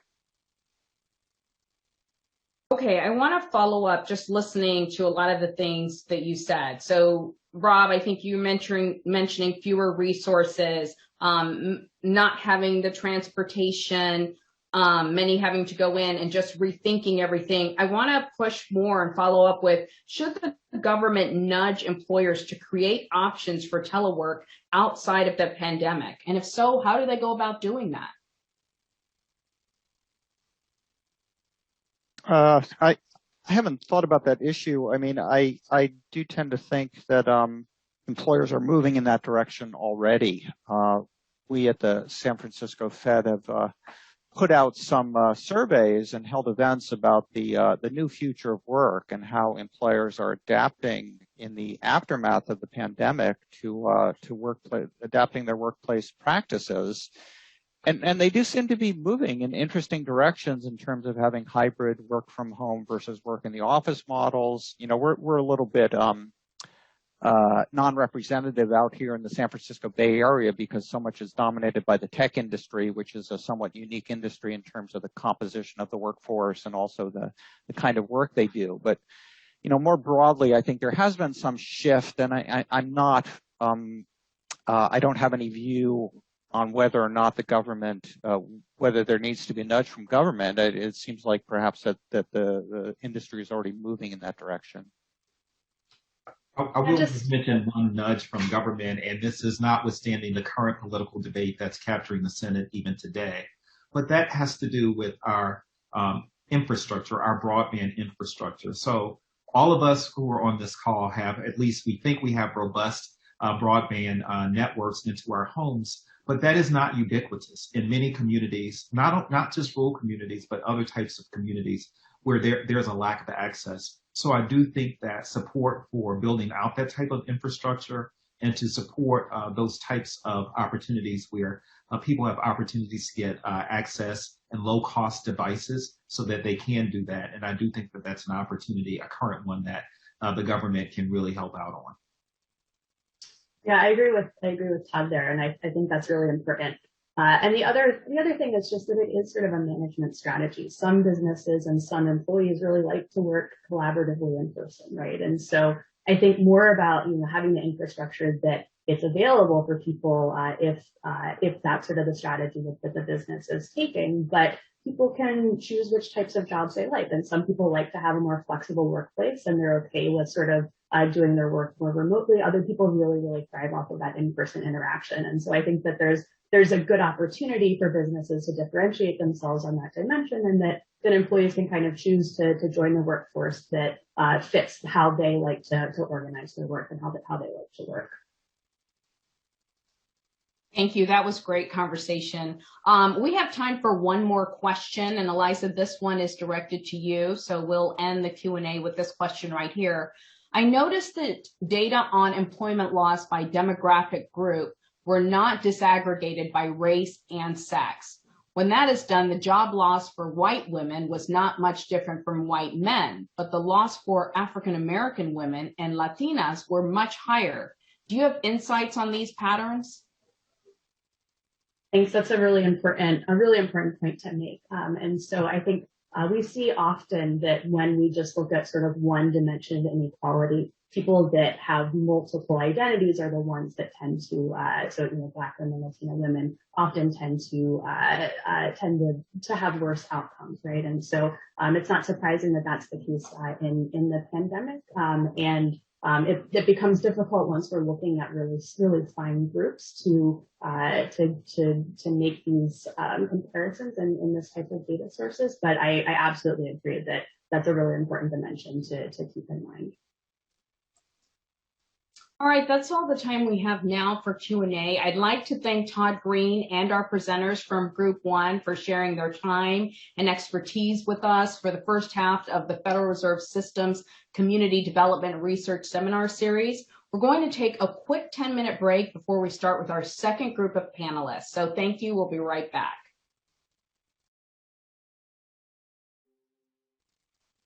Welcome back, everyone. I would now like to take the time to introduce our panelists in Group 2. Jonathan Moorduck, Professor of Public Policy and Economics at the Wagner Graduate School of Public Service at New York University, Executive Director of the Financial Access Initiative. Marion Bittler, Professor of Economics at the University of California, Davis. And Claire Montalou, Assistant Professor at the Goldman School of Public Policy at the University of California, Berkeley. I would now like to turn the seminar over to Jonathan. Jonathan, the floor is yours. Thank you very much, Matushka. It is such a pleasure to be here. Thank you very much. I want to spend a little bit of time talking about finance, poverty, and inequality, and in particular, how people's financial lives intersect with safety nets. And I want to start on the first slide talking about how we see household finances and financial challenges during the year. So we usually think about low incomes as the biggest challenge, right? Low incomes relative to costs, housing costs are rising, food costs may be rising. There are a lot of challenges. And as we discussed in the first panel today, labor markets have been slow to respond, and wages haven't been rising as fast often as costs. But that's just one part of the challenge in this recovery, low incomes. There's another part, which is instability, volatility, unexpected costs, and incomes rising from week to week, paychecks moving from week to week unsteadily. That wouldn't be such an issue if it weren't for illiquidity or challenges saving, borrowing, sharing to deal with that instability. And it's really these three things together, low incomes, volatility, and illiquidity, which really create financial challenges for poorer households and low-income households. So I want to talk about this in the context of how we think about safety net design, but I want to step back first and describe a few lessons from the financial diaries research that we've been doing in the last few years. So I want to turn to the next slide, which describes partly what the financial diaries are about. So usually when we do research, we collect data on thousands and thousands of households. And the financial diaries were instead an attempt to step back, get to know a much smaller group of households, but really try to understand their financial lives in much, much more intimate detail. Listen to them, follow them through the year, and see their lives at high frequency. And what we learned from the financial diaries was that volatility is a critical part of people's lives, ups and downs, spikes and dips, and that constitutes some of the greatest challenges and obstacles to recovery and achieving goals. So on the next slide, I show the path of the income and expenses for one of the families we got to know. Becky and Jeremy are a family in Ohio. Their total earnings are relatively low, $35,000, but they're also in a less expensive part of the country in rural Ohio, where they have 4 children, and so they are struggling. What is key in their story, and which is reproduced in the stories of household after household after household that we got to know, is that their income and expenses go up and down within the year.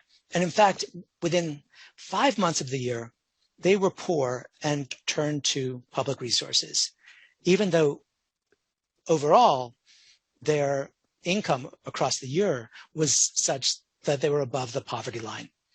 They were struggling because Jeremy's work did not offer stable pay. During the summer, during the winter, he was a truck mechanic. The trucks were doing worse during the summer and winter. He earned more money then. Spring and fall came, and they were really, really struggling. On the next slide, you can see with data from the SHED, the Survey of Household Economic Decision Making of the Federal Reserve, that this kind of volatility is not just limited to a small group of households. A lot of households are struggling with ups and downs in income, ups and downs in expenses, and often the combination of the two, particularly at the low end. So poor households are dealing with ups and downs.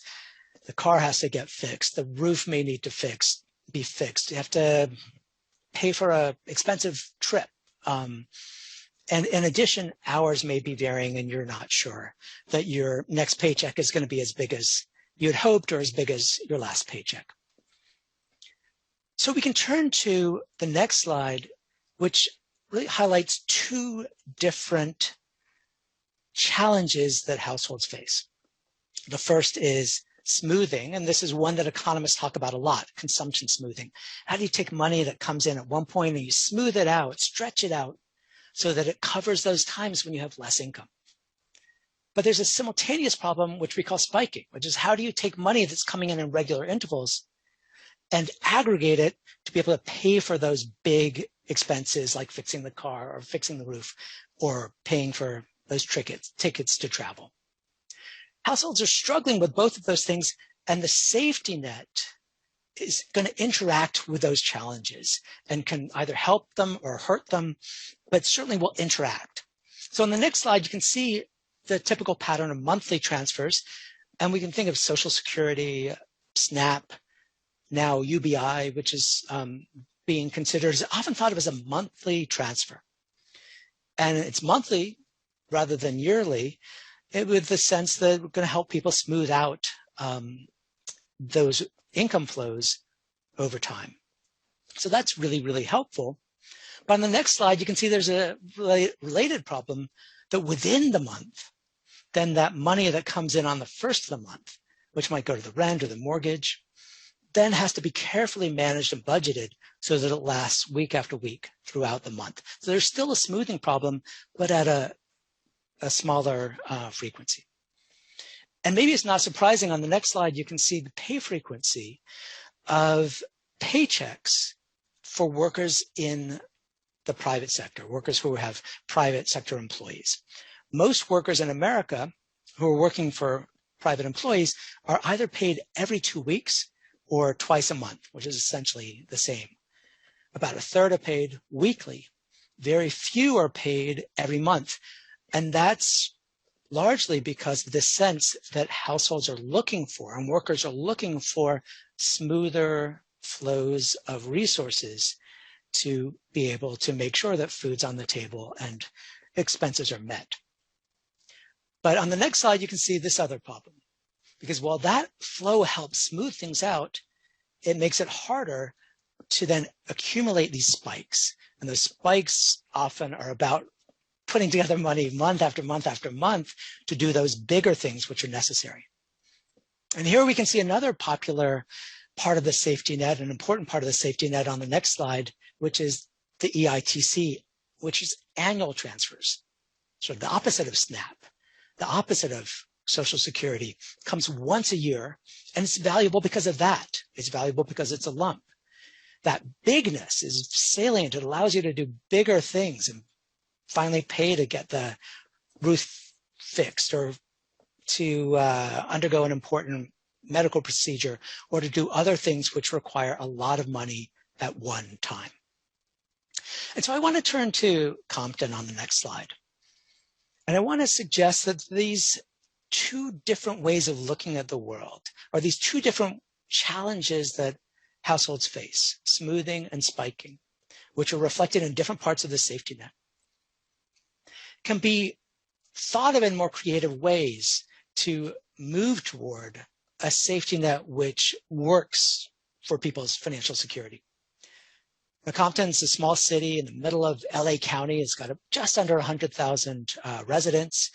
It's about 30% Black households, about 68% Latino households. During the COVID period, the challenges that America has been facing have been felt increasingly intensely in Compton. unemployment, poverty, limited resources. Compton's poverty rate's over half the US rate. The mayor on the next slide, Mayor Asia Brown, working hard to try to figure out what can work well in her community. And she's been an active advocate of an idea called guaranteed income, which is a kind of universal basic income, but targeted at low-income residents. So during her term, she just finished her term as mayor, she pushed and helped create an idea called the Compton Pledge. And the Compton Pledge is no strings attached transfers to all Compton residents who qualify. On the next slide, you can see that I'm part of a team that is independently evaluating the Compton Pledge. We have a research team from the Jane Family Institute, Stockholm University, Princeton, and NYU. And the Compton Pledge on the next slide is a pretty straightforward cash transfer program with a twist. So the straightforward part is that the money is about $7,200 a year if you have 2 kids or more, targeted to households living on under 220% of the federal poverty line, and targeted to people who are between the ages of 23 and 57, and otherwise mostly unrestricted. On the next slide, you can see the twist. And the twist is that some of the households who are receiving this money are randomly allocated, randomly assigned to get that money in 4 chunks every year. So bigger lumps. Not the one-time annual sum, which is the EITC, but in 4 chunks that are meaningfully large, that allow households that are struggling with creating spikes to get meaningfully large amounts. The other half is randomly assigned to get the money as flows every 2 weeks, just like many workers. So, and again, sort of differing from the monthly payments that we often see.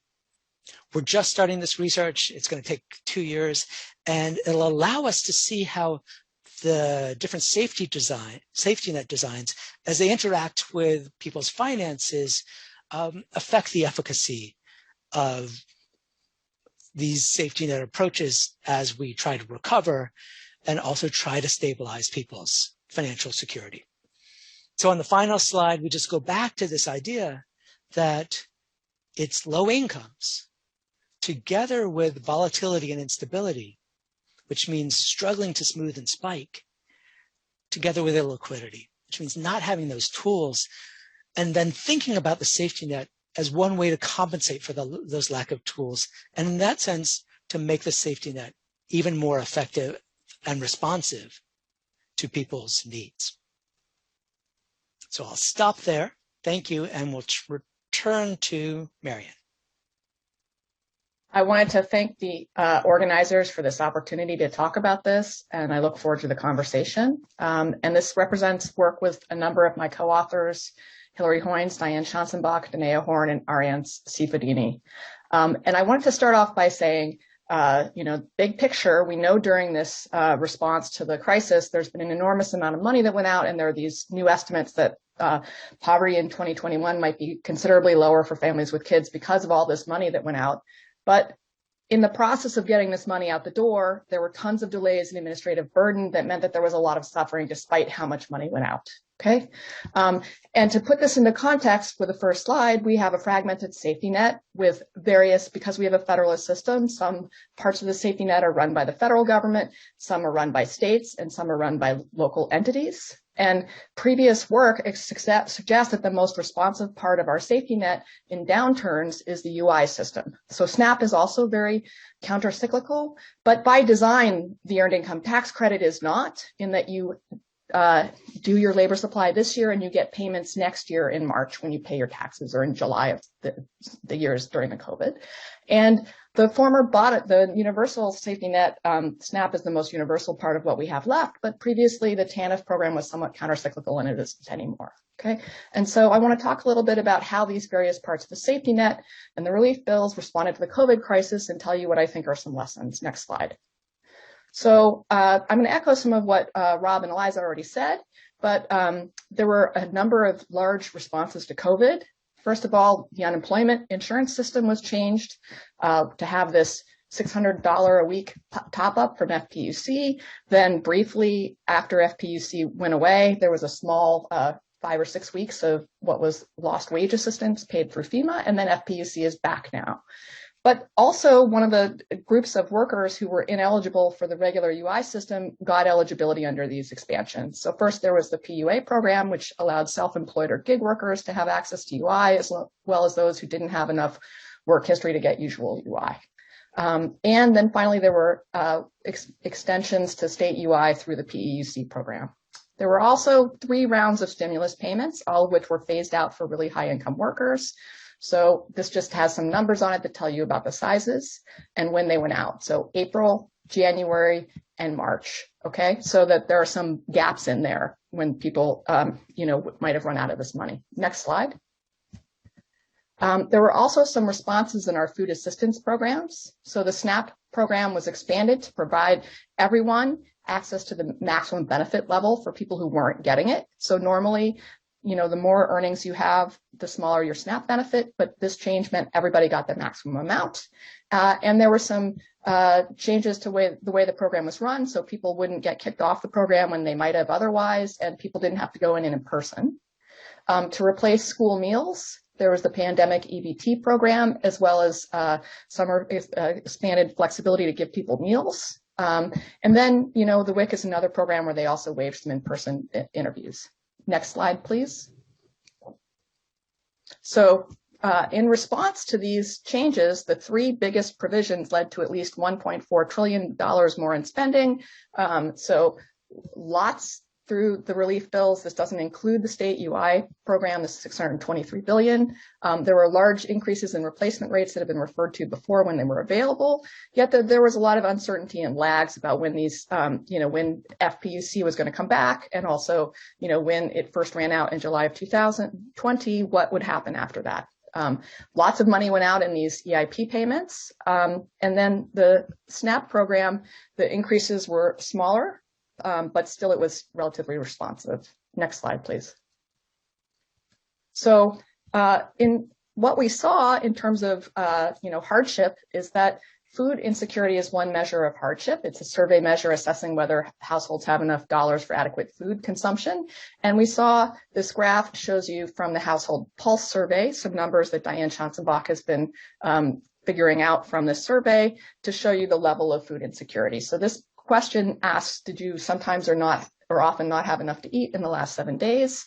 And, there's some discussion, Angela may mention this later, but she has some work sort of questioning whether these levels are right, but I want you to focus on the time pattern.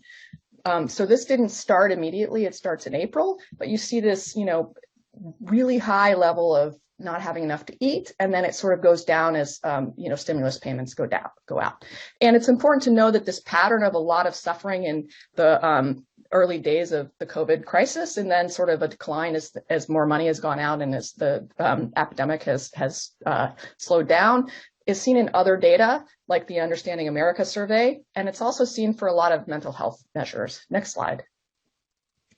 So I'm going to skip, next slide. Can we go to slide 7? So then I had in the slide something about some other research suggesting what's worked. And just to sort of give you a taste of what we can learn about, this next graph and graph 7, sort of 0 is the date when the first FPUC payments were set out. So when the first top-up payments went out in a state, this recenters time in that state to be 0. And you can sort of see in the beginning, this is deviations relative to January 1st to 31st of 2020. This is Opportunity Insights data from the group at Harvard. And you can sort of see huge declines in consumption. And then when the payments go out, consumption increases. Next slide, please. So you might wonder, given all this money, why there was unmet need. Well, there were delays in payments. New programs take a long time to roll out. States were burdened, particularly their UI systems, with huge increases in demand. The administrative infrastructure systems were not ready for the job. And some states had actually reduced the generosity of their UI systems in the wake of the Great Recession. So UI is usually very countercyclical, but states don't have to staff their UI systems at levels like what they saw in COVID ever. And furthermore, there are application requirements for the most disadvantaged families, even from some of the stimulus payments that are built into the delivery systems. And there were concerns about fraud that meant some of the people with the spottiest records might have had long delays in obtaining their UI records. In terms of the PUA program, which is this totally brand new program for people that were self-employed or had low earnings, states didn't even have this. So there was a long delay before people could even file their claims for this program, with variation from New Hampshire, which was paying benefits almost immediately, till Kansas, which didn't pay out any PUA claims till the end of May. And some states even required PUA applicants to apply for and be rejected from regular UI before they could apply for this new program. Now, this is because they're being compensated by the federal government for the PUA dollars, so it totally makes sense that they have to do this, but this still meant a long delay for a lot of people. Next slide, please. There was also some delay for some groups in some of these economic impact payments. Next slide, please. There was this delay in the pandemic EBT program, which was supposed to replace school meals. So here you can sort of see, schools close in March, which is at the left here, and then as you see that pandemic EBT isn't getting to everybody until July of 2020. Next slide.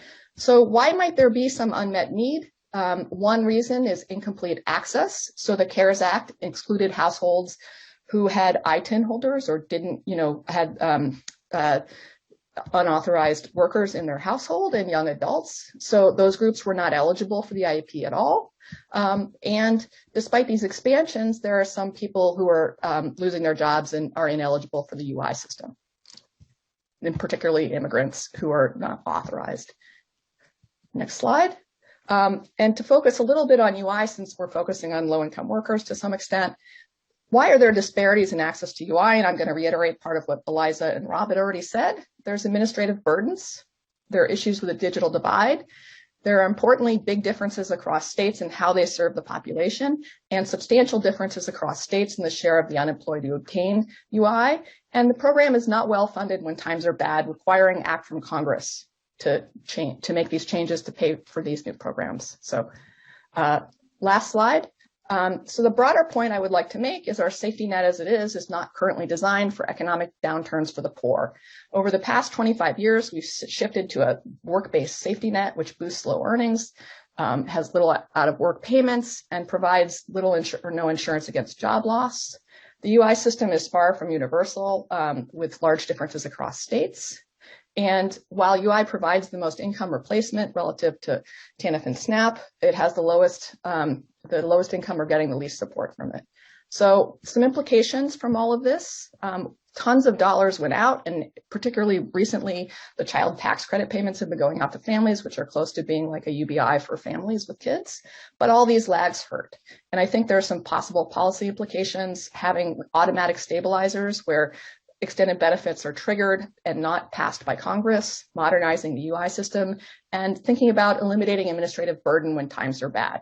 And so that's what I had to say, and I'm going to turn things over to Claire. Hi, everyone. Thanks for having me today. So today I'm going to talk about another policy tool to increase the incomes among low-wage workers, and this policy tool is the minimum wage. So on my first point in this first slide is that perhaps the most striking feature of the minimum wage today is that it is set at a very low level.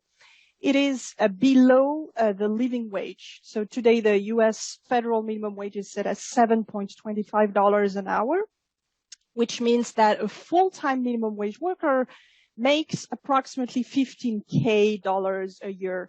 And this also means that a single parent working full-time with no other sources of income lives in poverty today.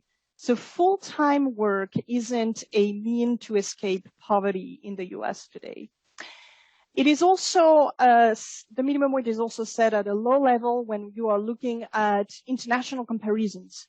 So for example, it is the U.S. Minimum wage is probably half of what it is in France, and it's much lower than any other developed countries and many low and middle income countries in the world.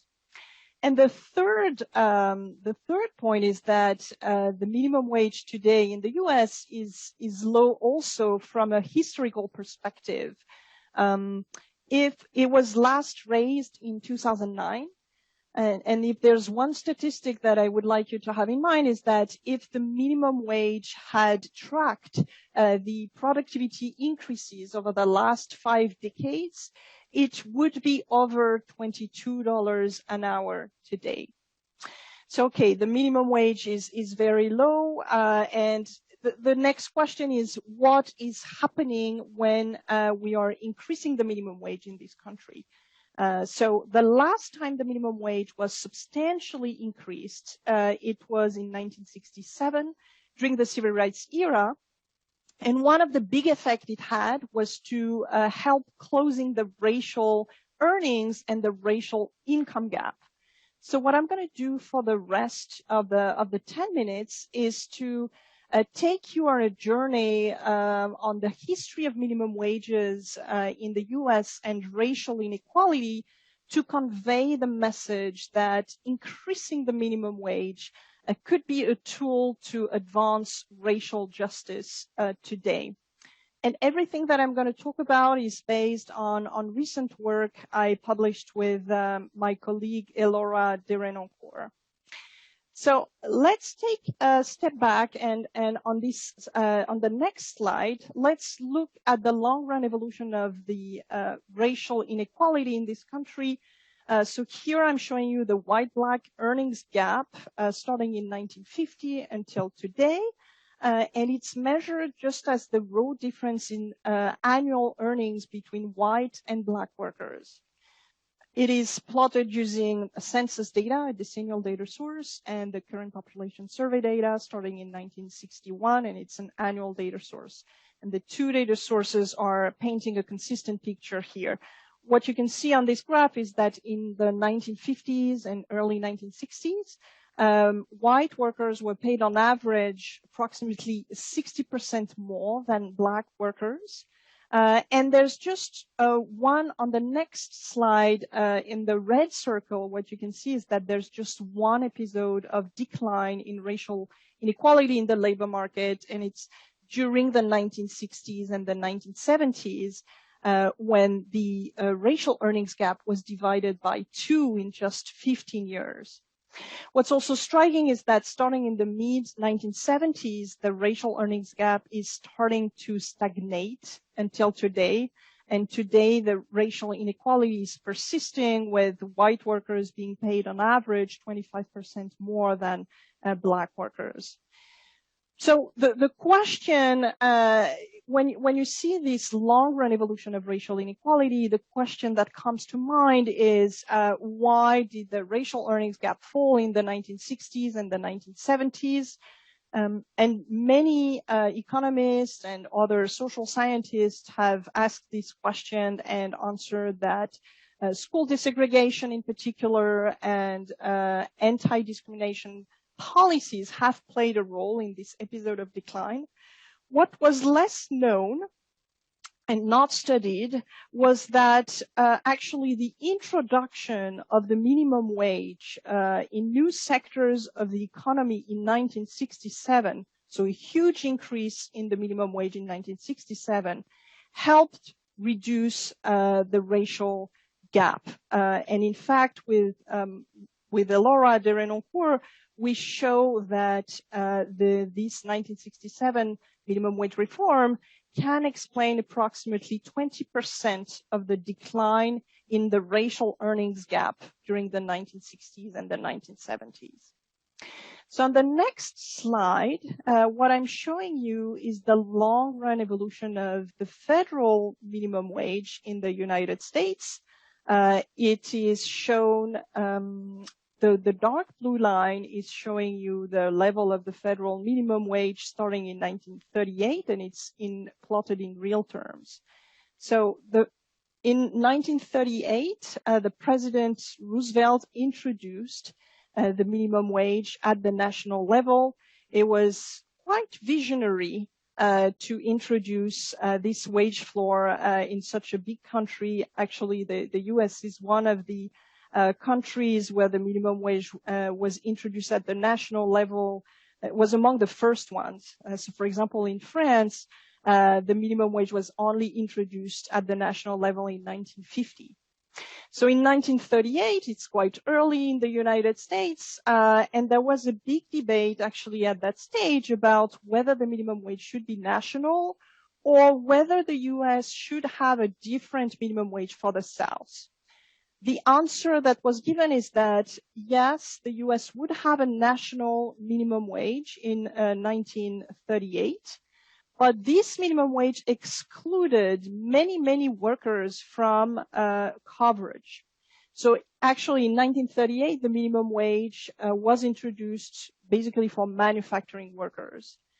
And it's only 30 years later in 1967 that President Johnson, and that's the red line here on this graph, President Johnson introduced the minimum wage in new sectors of the economy, like hotels, restaurants, schools, hospitals, nursing homes, and other services. And these sectors are actually sectors where Black workers were overrepresented. So in 1967, the reason why I'm saying it's a huge reform, it's also because it's the introduction of the minimum wage goes from essentially zero to more than $10 an hour in today's term, and the minimum wage in 1967 was actually peaking in real terms in the U.S. And then the other thing that you can see on this graph is that starting in the mid-1970s, after this big reform, basically the minimum wage eroded, the value of the minimum wage eroded in real terms, and today is set again at a very low level. So let's, in the next slide, the point that I want to make is that this huge minimum wage reform in 1967 was part of the civil rights movement. In fact, during the March on Washington for Jobs and Freedom in 1963, the increase in the minimum wage in those new sectors was one of the 10 demands. As you can see on this slide, the 9th demand reads, "We demand a broad and fair Labor Standards Act to include all areas of employment which are presently excluded." So what we are actually doing with my co-author Elora Derenoncore is that we show that this 1967 reform actually increased the earnings for Black workers, and that this effect was twice as large among Black workers as it was for white workers. Interestingly, we find that this large minimum wage increase didn't lead to large disemployment effects, and it didn't incentivize employers to substitute white to Black workers. And one of the reasons why there was a low substitution between white and Black workers might be because there was a high degree of occupational segregation that persisted beyond the Jim Crow era. So on the next slide, I'm trying to wrap up on this episode of decline in racial, this unique episode of decline in racial inequality over the last 70 years. And what is striking is that the 1967 minimum wage reform had really first order effects on racial inequality that were as large as the improvements in relative school quality. My point today is that minority workers and women are still overrepresented at the minimum wage. So if we were to increase the minimum wage today again, it would help reduce these between group inequalities that persist in our societies. It would help advance racial and gender pay equity. And it would also propose fairer wages for those workers who were the most affected by the COVID-19 pandemic. So I'm going to stop there for today. Thank you, and I'll hand it over to Matushka. Thank you, Claire. So a reminder that we are taking questions from our audience. You can submit them using the Ask Question button or email them to communities@stls.frb.org. Now let's welcome our policy discussant for panel 2. I would like to introduce Angela Rashidi, Senior Fellow and Rowe Scholar, American Enterprise Institute. I will now turn the seminar over to Angela. The floor is yours. Thank you. Thanks, Matushka. Good afternoon, everybody. It's great to be with you. First, I want to thank our presenters for their remarks. They certainly have given us a lot to think about, so I greatly appreciate that. I've been asked to offer some thoughts that kind of put what we just heard into a policy context. And I think the common theme that you're going to hear from me is kind of the need to consider the trade-offs for various policy decisions. And I'll likely have some different thoughts than perhaps some of the authors do. So I very much look forward to having a discussion following my remarks. I first want to provide some very brief context because I know we're a little bit short on time, but some context about the safety net, which really does help frame how I think about policy reforms, especially when we're thinking about how to address the financial security of families moving forward and how policies can help achieve that. So the first point I want to make is that I think the size and scope of the existing safety net often gets lost in these discussions. So if we want to look at my first slide, this is a chart that I often use, and it shows just the tremendous increase in cash or near cash assistance programs in the U.S., so spending at the federal level on these programs. And in fact, we see an almost threefold increase in constant dollars on these cash or near cash programs since the 1990s alone. So next slide, we already heard this from Marianne, but that spending on these programs has actually increased even more during the pandemic, and really to an extent that is without historic precedent. This chart only shows increases in nutrition assistance, and Marianne mentioned a few of the other large increases. But just on nutrition assistance alone for low-income families, we see this very large increase and very sharp increase during the pandemic. And like I said, this doesn't even count what low-income households would have received through unemployment insurance and those economic impact payments. So not only has spending increased, but if we want to go to the next slide, but an overwhelmingly large share of poor families with children receive government benefits in the first place. So this chart is from a study I did a few years back, but things are likely the same today. And this shows that almost all poor families with children receive some means-tested benefit from the government. Now, the type of benefits they received have certainly shifted over time, but it remains true that the vast majority of them receive some type of means-tested benefit. And if we were to include Medicaid in this equation, the percentage would likely be 100%. So what is the result of all of this spending and all of this participation in these programs? Just one final slide. The results is really dramatically reduced child poverty rates that I don't think is always fully appreciated among many discussions that we have and also just among policy scholars. When we include all government benefits that are provided to low-income households, and when we properly adjust thresholds over time and anchor them appropriately, as you can see, child poverty or poverty rates in general, and this is true among child poverty rates as well, have declined dramatically over the past several decades, and particularly in the last 3 decades. So that's just a little bit of context. And within this context, we can think about how to improve the financial security of low-income families. The research we heard today certainly highlights some of the problems with the existing safety net. We heard about how it contributes to income volatility. Some programs certainly are not as responsive as they could be to recessions or economic downturns, and they definitely can be administratively difficult to operate. But what we didn't hear is some of the other problems, and that involves the trade-offs associated with policy attempts to correct on some of those other problems. Because oftentimes the policy solutions for some of the other problems are making programs either more generous in terms of dollars or making them easier to access, and also giving them a larger reach. So because there will always be trade-offs when it comes to public policies, policymakers have to decide what trade-offs they're willing to accept.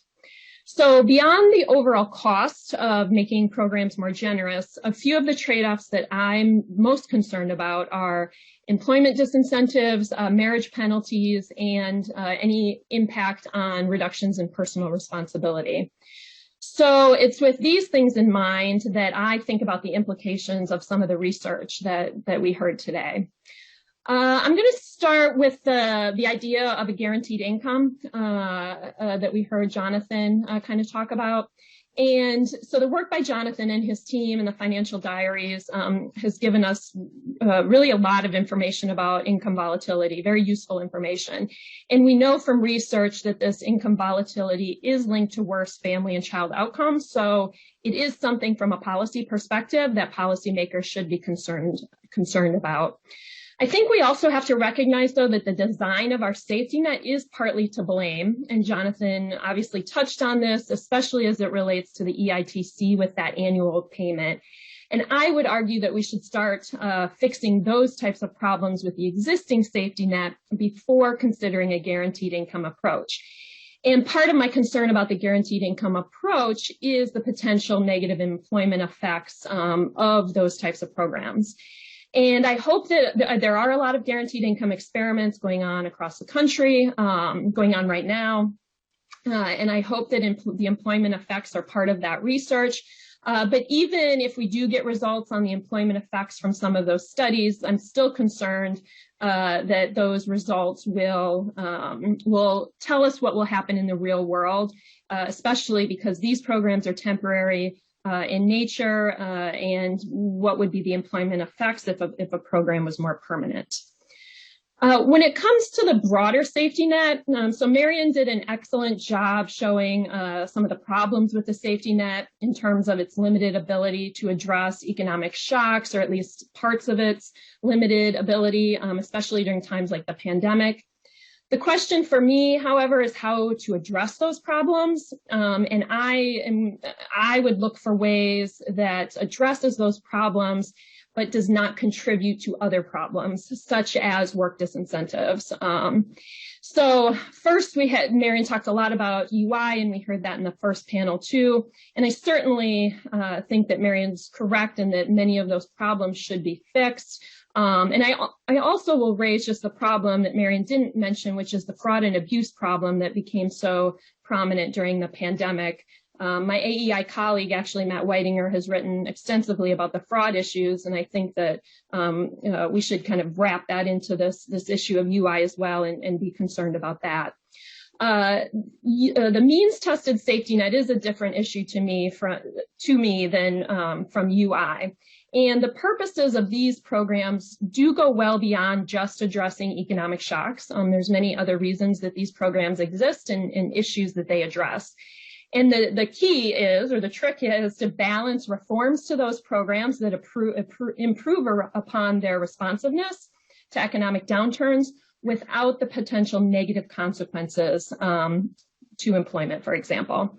So before making these programs more generous and even thinking about automatic triggers, for example, I again would start by looking at other reforms, such as making the EITC a periodic payment rather than administering that once a year. And then finally, I'll just touch a little bit about the minimum wage. I think Claire's research is fascinating. I learned a lot just looking through it. But when I think about ways to address financial insecurity among low-income families, I don't tend to think of minimum wage as the kind of go-to policy. And that's largely because I don't think the research necessarily supports it as a good anti-poverty policy. So Claire is likely correct, or I believe she's correct, that it has addressed racial wage inequality. But to be clear, that is a different question than addressing poverty. So again, we're just talking about different trade-offs. And one of the trade-offs I'm concerned about in terms of especially large minimum wage increases at the national level that again doesn't reflect conditions at the local level are the employment effects. Because we do know, and I believe this came from a study done by President Obama's CEA, that only about 20% of minimum wage earners actually come from a poor household. And so when you're thinking about that as an anti-poverty tool, it starts to bring that into perspective. And then, like I said, I'm concerned about the employment effects because if there are negative employment effects, they likely will disproportionately hurt those poor households, especially poor immigrant households or young families. And then finally, just there are these implications of increasing the minimum wage on broader safety net usage. It's possible that with minimum wage increases, the EITC would be reduced in certain households, and they definitely would be reduced or eliminated for those households that might lose employment altogether because of an increase in the minimum wage. And then minimum wage increases also would result in benefit losses in SNAP, for example, leaving low-income households only slightly better off. So I'll end there. As you can see, kind of a theme of my thinking is really the trade-offs and how some policy solutions to address income instability, for example, might have potential for other not desirable outcomes. So with that, I'll turn it back to Matushka, and I look forward to the discussion. Thanks, Angela. So at this time, panelists, if all of you can turn your video on, we'll go into the Q&A. Again, we are taking questions from our audience in two ways today. Please submit them using the Ask Question button or email them to communities@stls.frb.org. We'll be gathering those while we're discussing, so please feel free to ask the questions. The first two questions that we have are not directed to anyone specifically, so feel free to jump in whenever you want to, and we can have several answers for many of these questions. So Claire talked about the extent to which minimum wage reforms reduced racial earnings gaps. Is there evidence of how effective other programs you study, such as the EITC or SNAP, are at reducing racial inequalities? That's a good question. So I'm not aware of a lot of research looking at the impact of these other policies on racial earnings gaps, but maybe there are other panelists that could talk about that. Yeah, so I'll leave that questions to others if some others have want to say something about that. Well, I'll just jump in quick. I mean, we do know when we look at the supplemental poverty rate, so that's the poverty measure that includes government benefits, we do know that it dramatically reduces the racial gap in poverty rates, which isn't surprising.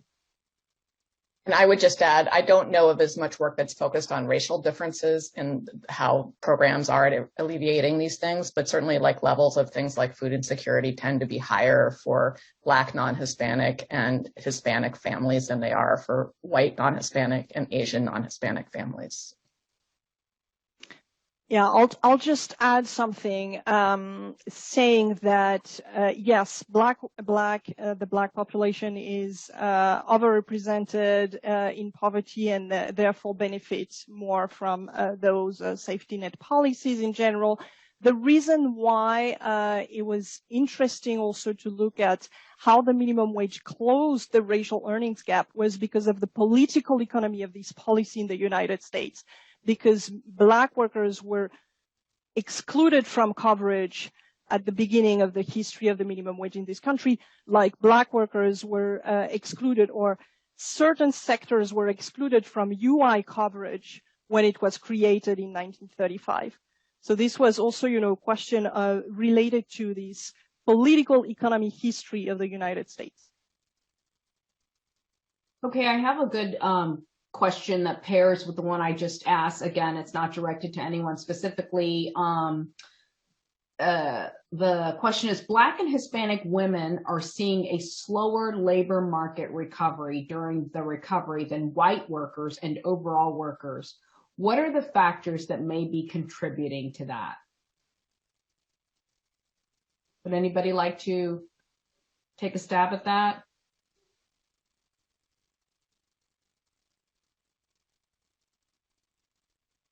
I feel like that was a question probably for our first panel. But I will say, I mean, just from having followed the literature a little bit on that, I mean, much of this is due to the sectors that people work in.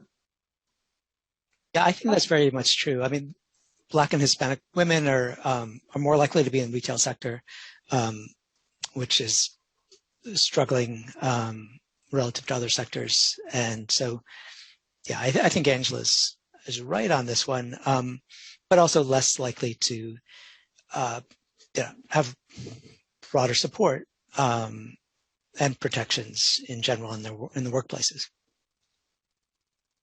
No, we appreciate that. Thank you. The next one is directed to Claire.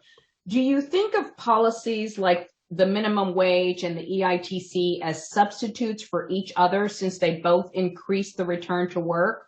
Or are there ways that they complement each other or play different roles? Yes, that's a very good question. And I think one distinctive feature of the minimum wage or the EITC is that the minimum wage is affecting the pre-tax wage distribution. So this is something that goes directly in the pocket of workers and that they see as something that is related to their work, as opposed to the EITC that is compensating for something that workers might not think it's rewarding their own work. So that's the first difference between the minimum wage and the EITC, and the fact that the minimum wage is really affecting the pre-tax wage distribution as opposed to the post-tax wage distribution is really an underappreciated feature of the minimum wage, and one of the reasons why I think it's vastly popular now among low-wage workers. Now, about this question about the substitution versus the complementarity of the two policy tools, I think that's one of the biggest insights of research over the past 10 years is that these two tools are actually complementary. It is possible, the big question with the EITC is the incidence of the EITC. Is it the case, for example, that the EITC is going to go in the end in the pocket of the workers, or is it the case that employers are going to pocket part of the EITC by reducing the wages of the low-wage workers? And actually, there's suspicion that, that employers can pocket part of the EITC, and so that the incidence of the EITC, as we say among economists, is on employers and not 100% on workers. And if this is the case, then you really want to combine, a high minimum wage with the EITC so that the employers cannot, pocket entirely the earned income tax credit. So I think of them as complements. And I really think that, again, one big insight that the economic research had over the last 10 years. Thank you, Claire. The next question, I think maybe Jonathan or Marianne or Angela could all answer.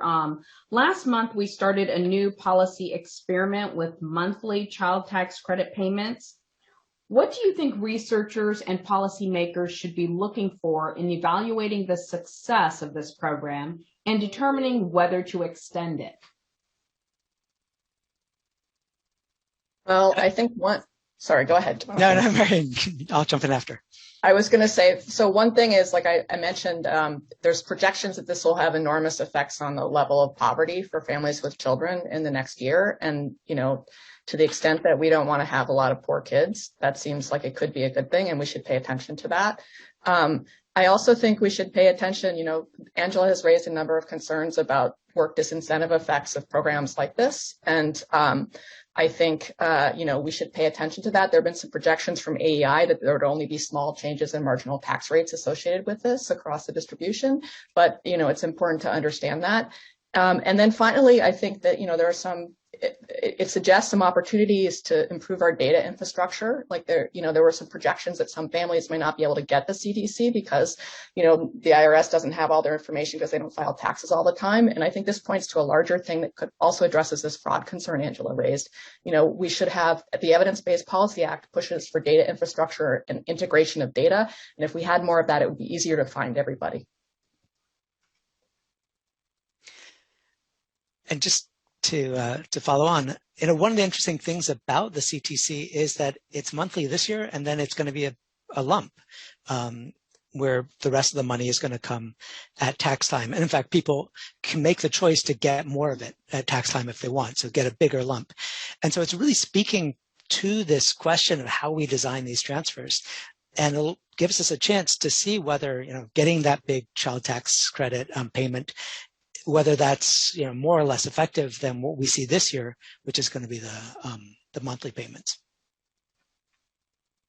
And I'll just add to that a little bit. I agree with both Jonathan and Marian. And I think to the employment question, the projections out there that there's likely to be a small negative employment effect. I would want to see, though, that among certain subgroups, especially a subgroup that I'm most concerned about, which would be single mothers, for example, or lower educated single mothers, because that's the group that I'm most concerned would have negative employment effects that might then negatively affect them in the long run, especially when it comes to poverty. And then to echo again what Marian said about the fraud and abuse, I think we do need to very much pay attention to the improper payments.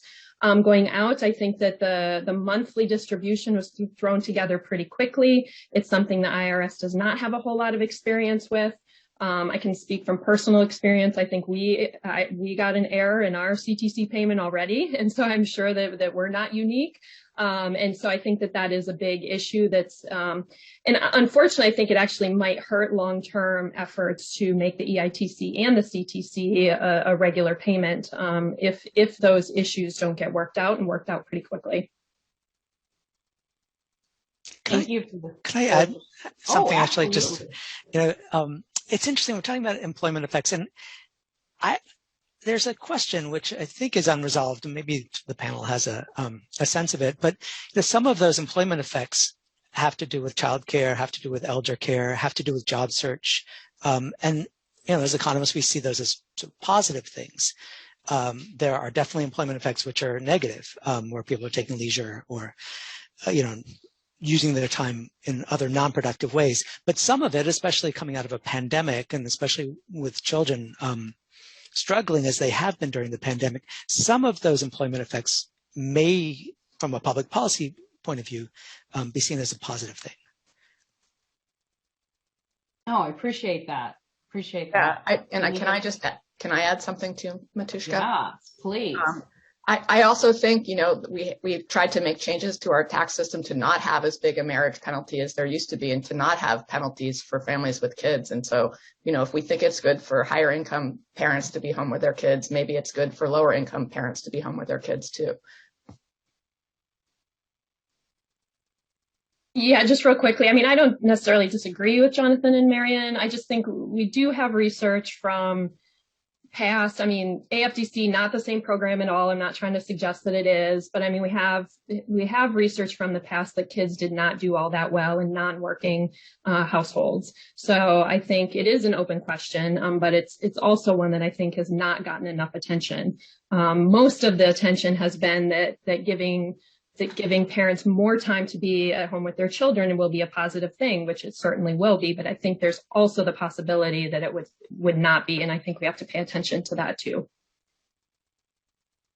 Great discussion. Very good discussion. Angela, this next question is for you. It says, you pointed out the substantial increases in anti-poverty spending in recent decades. Are there ways to increase the effectiveness of that spending, even if we aren't increasing the amount?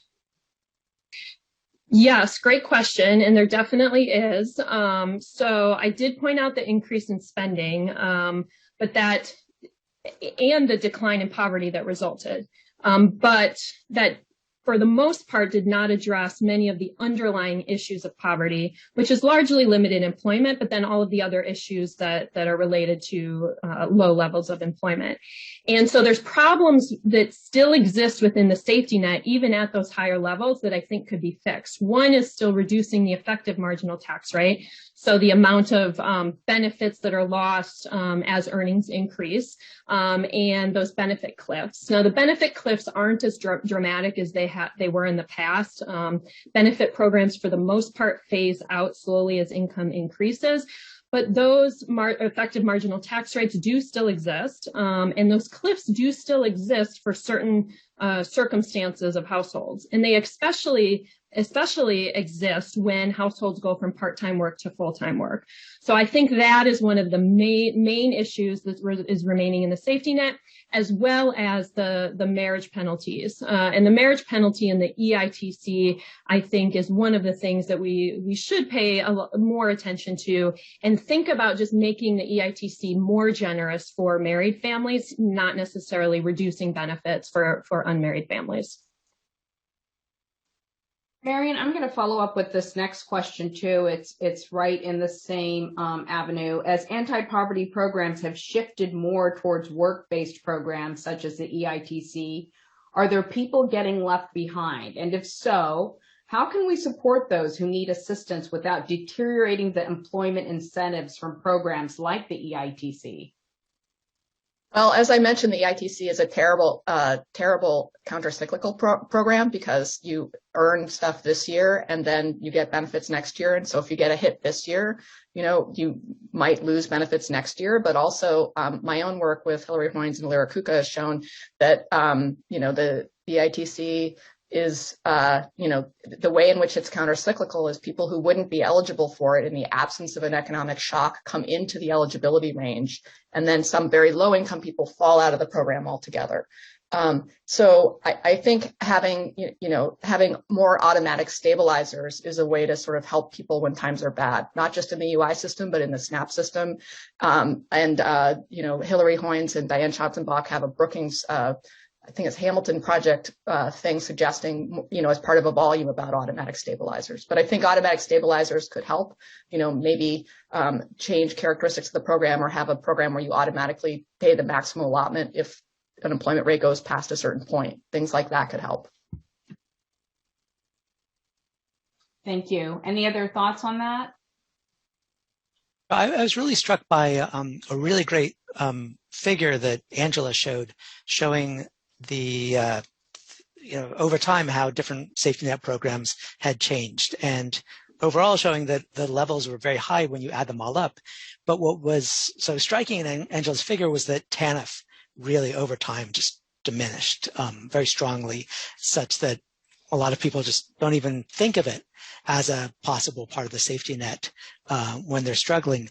And so the compositional shift in the safety net has really moved away from these sort of policies that address people who are among the most disadvantaged Americans, and moving toward other policies. And I guess I'm left wondering, after seeing Angela's figure and other literature around this, what do we do with that trajectory of TANF? What kind of policies are going to help that population that really needs support, and that SNAP and UI and other policies, EITC, are not designed to address? Okay, our next question is for Claire. The state of Washington's minimum wage has gone up considerably over the past few years, but according to census data, the black-white earnings ratio has not changed. Can you think of reasons why this may have happened, and how should we think about this in relation to your findings?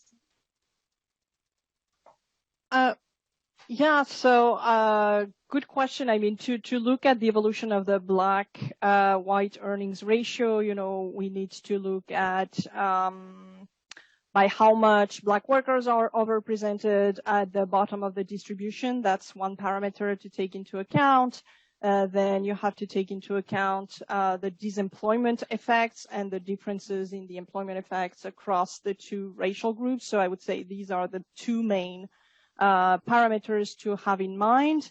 And also the third one would be it's a little bit the third parameter would be what we call the spillover effects of the minimum wage. So by how much wages above the minimum wage are increased as a result of the minimum wage, and how does this differ across racial groups.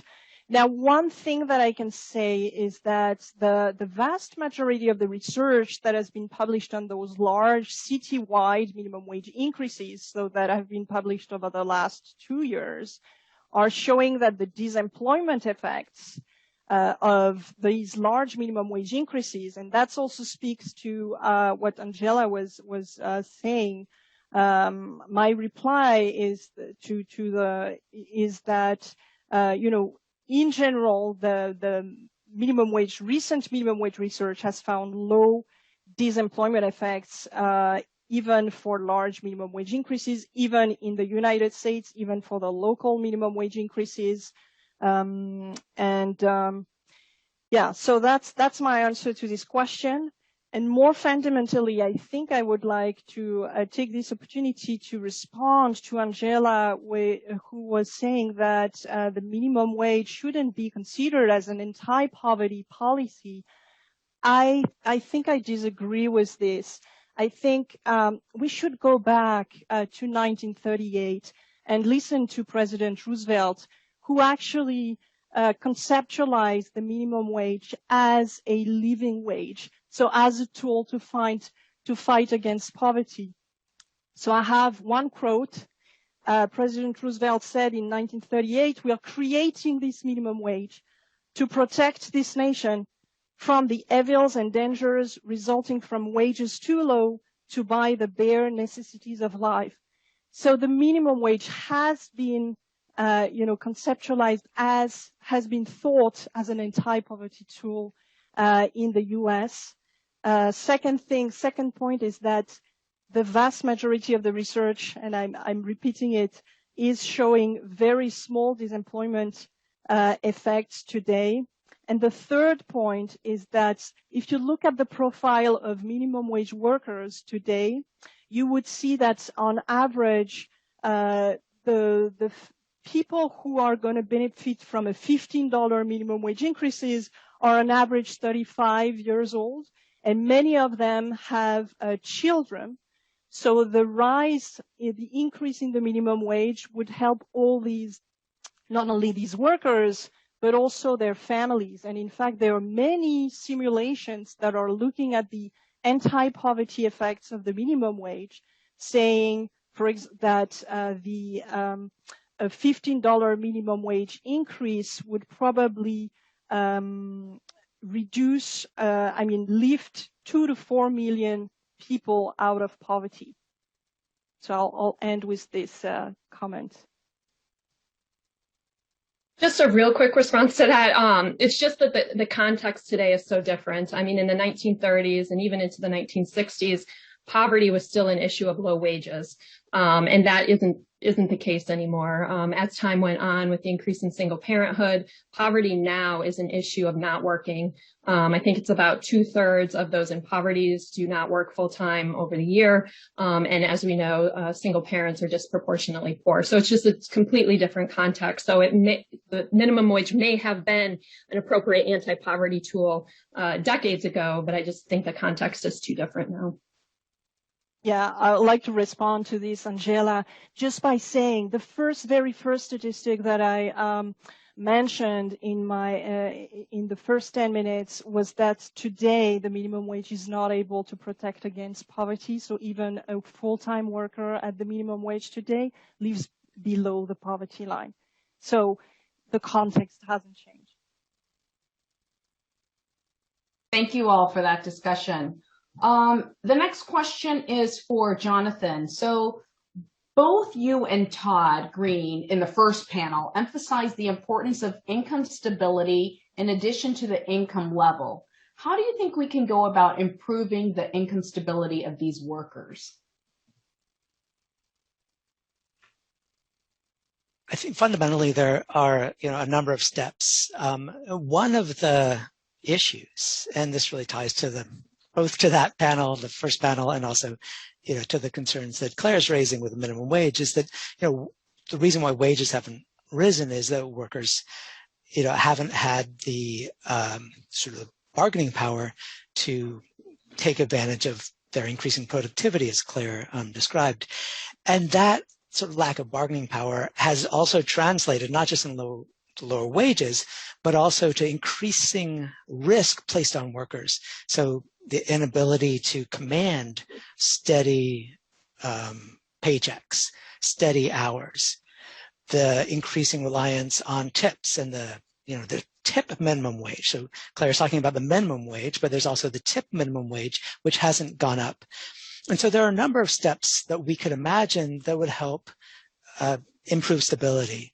So there's legislation to make sure that workers are given steady hours or are at least warned about instabilities and consequences for consequences for employers who don't give steady hours. There's a lot of work around that. But also labor market interventions, which strengthen the bargaining power of workers so that not only can they bid wages up as appropriate, but also can get the hours, steady hours, and also the sort of base wages if they're earning tips, that would create more stability. Thank you, Jonathan. Marianne, the next two questions are directed to you, and of course, directed to you, but anybody feel free to answer as well after Marianne's response. So do you have information on what share of laid off workers received unemployment insurance versus what share did not? So I believe that I don't know the number off the top of my head, but I know based on the Household Pulse survey, we did some tabulations for people on layoff, what share got UI and what didn't, and I probably just can't put my finger on it right now. But even in normal times, numbers can be quite low. So the share of the unemployed who get unemployment insurance, is often around 20-25% in normal times. It would be much, much higher now because of the PUA program, which allows these gig workers who would be ineligible for UI and also people with very low earnings to be getting it. And we also did some numbers where we looked at the share of the labor force who'd gotten first unemployment insurance payments, because it's hard to get a non-duplicated number about how many people are getting UI from the DOL numbers, the claims, because there's a lot of duplicates in there. And it was a fairly high number as a share, but I don't remember the number off the top of my head. Maybe Angela knows this number. I don't know that number, but AEI did a survey of working age adults. We did it in July and then again in February 2021. And we asked about employment and employment loss in the household. Across all households, receipt of unemployment insurance was not surprisingly fairly low. But when we isolated it to those who reported some employment loss in the household, it was close to 60%. And then when we looked at recent unemployment loss, it was closer to 70%. So it told us that there was quite a large reach of unemployment insurance among, again, households that had some employment loss.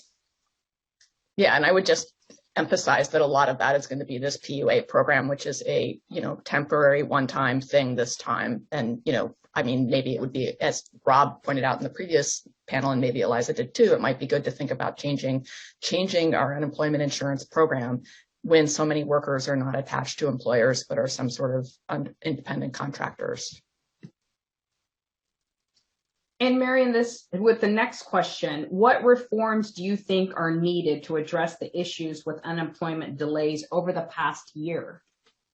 Well, I think Catherine Edwards of RAND has done a great job on Twitter of sort of talking about a lot of these possible reforms. But after every crisis, there tends to be some sort of commission that says we should reform the UI system.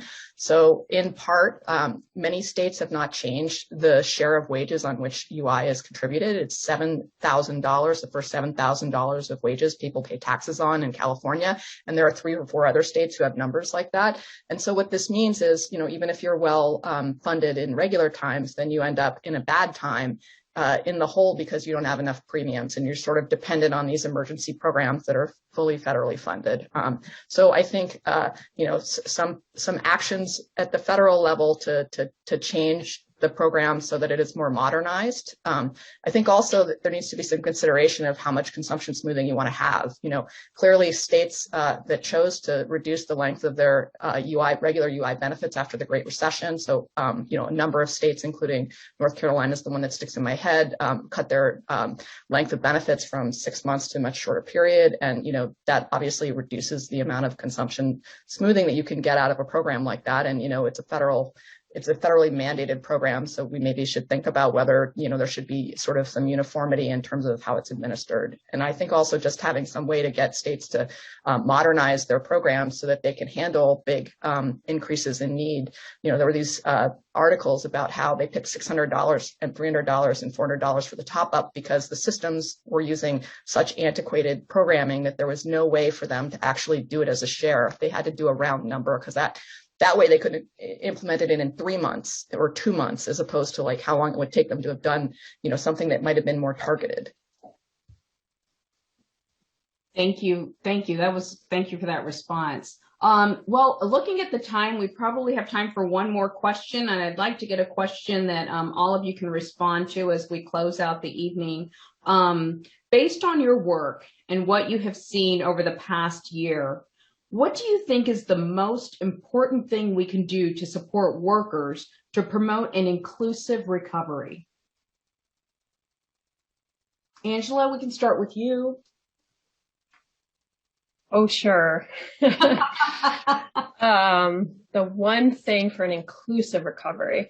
I mean, certainly making it as easy as possible for workers who are not already in the labor market to re-enter the labor market would be a top priority. But I recognize that that's just multifaceted. I mean, we have to make sure that our assistance programs are not preventing that. So to the earlier discussion about UI, but we also need to make sure that other safety net programs are not preventing that, like the SNAP expansions, various things that just are not holding people back. And I recognize too that there's a lot of work that needs to be done on the employer side and on the labor market side, but kind of coupling those efforts to make sure that people can get back into the labor market and can start earning for their families rather than relying on government assistance would be a top priority for me. Marion? I think I'll say it again. We should have automatic stabilizers, and we should sort of modernize our system so that at least if there's a lot of administrative burden, it's reduced when times are bad. And I think, having more of an effort for data infrastructure and data sharing where, states and the federal government share data so that it's easier to do things like find kids without problems who should be getting the child tax credit. Thanks. Claire? Yes, I think there's not a single answer to this question. I agree, that we need to have a stronger automatic stabilizers. And you won't be surprised to my answer, which is also that given the history and given what we know today about who are low-wage workers and given all the documentation that we have on how minimum wage policies work now, you wouldn't be surprised to hear me say that an increase in the minimum wage today should be part of the solution to achieve, again, a more inclusive recovery with, greater racial and gender pay equity. Thanks. Jonathan, we have about 30 seconds for you. Okay, I'm definitely, those are really important ideas. Labor markets are key, but I think as we look to the recovery, We're also going to have to come back to issues that we were talking about before the recovery: healthcare, childcare, elder care. They're all going to be part of creating a more resilient country.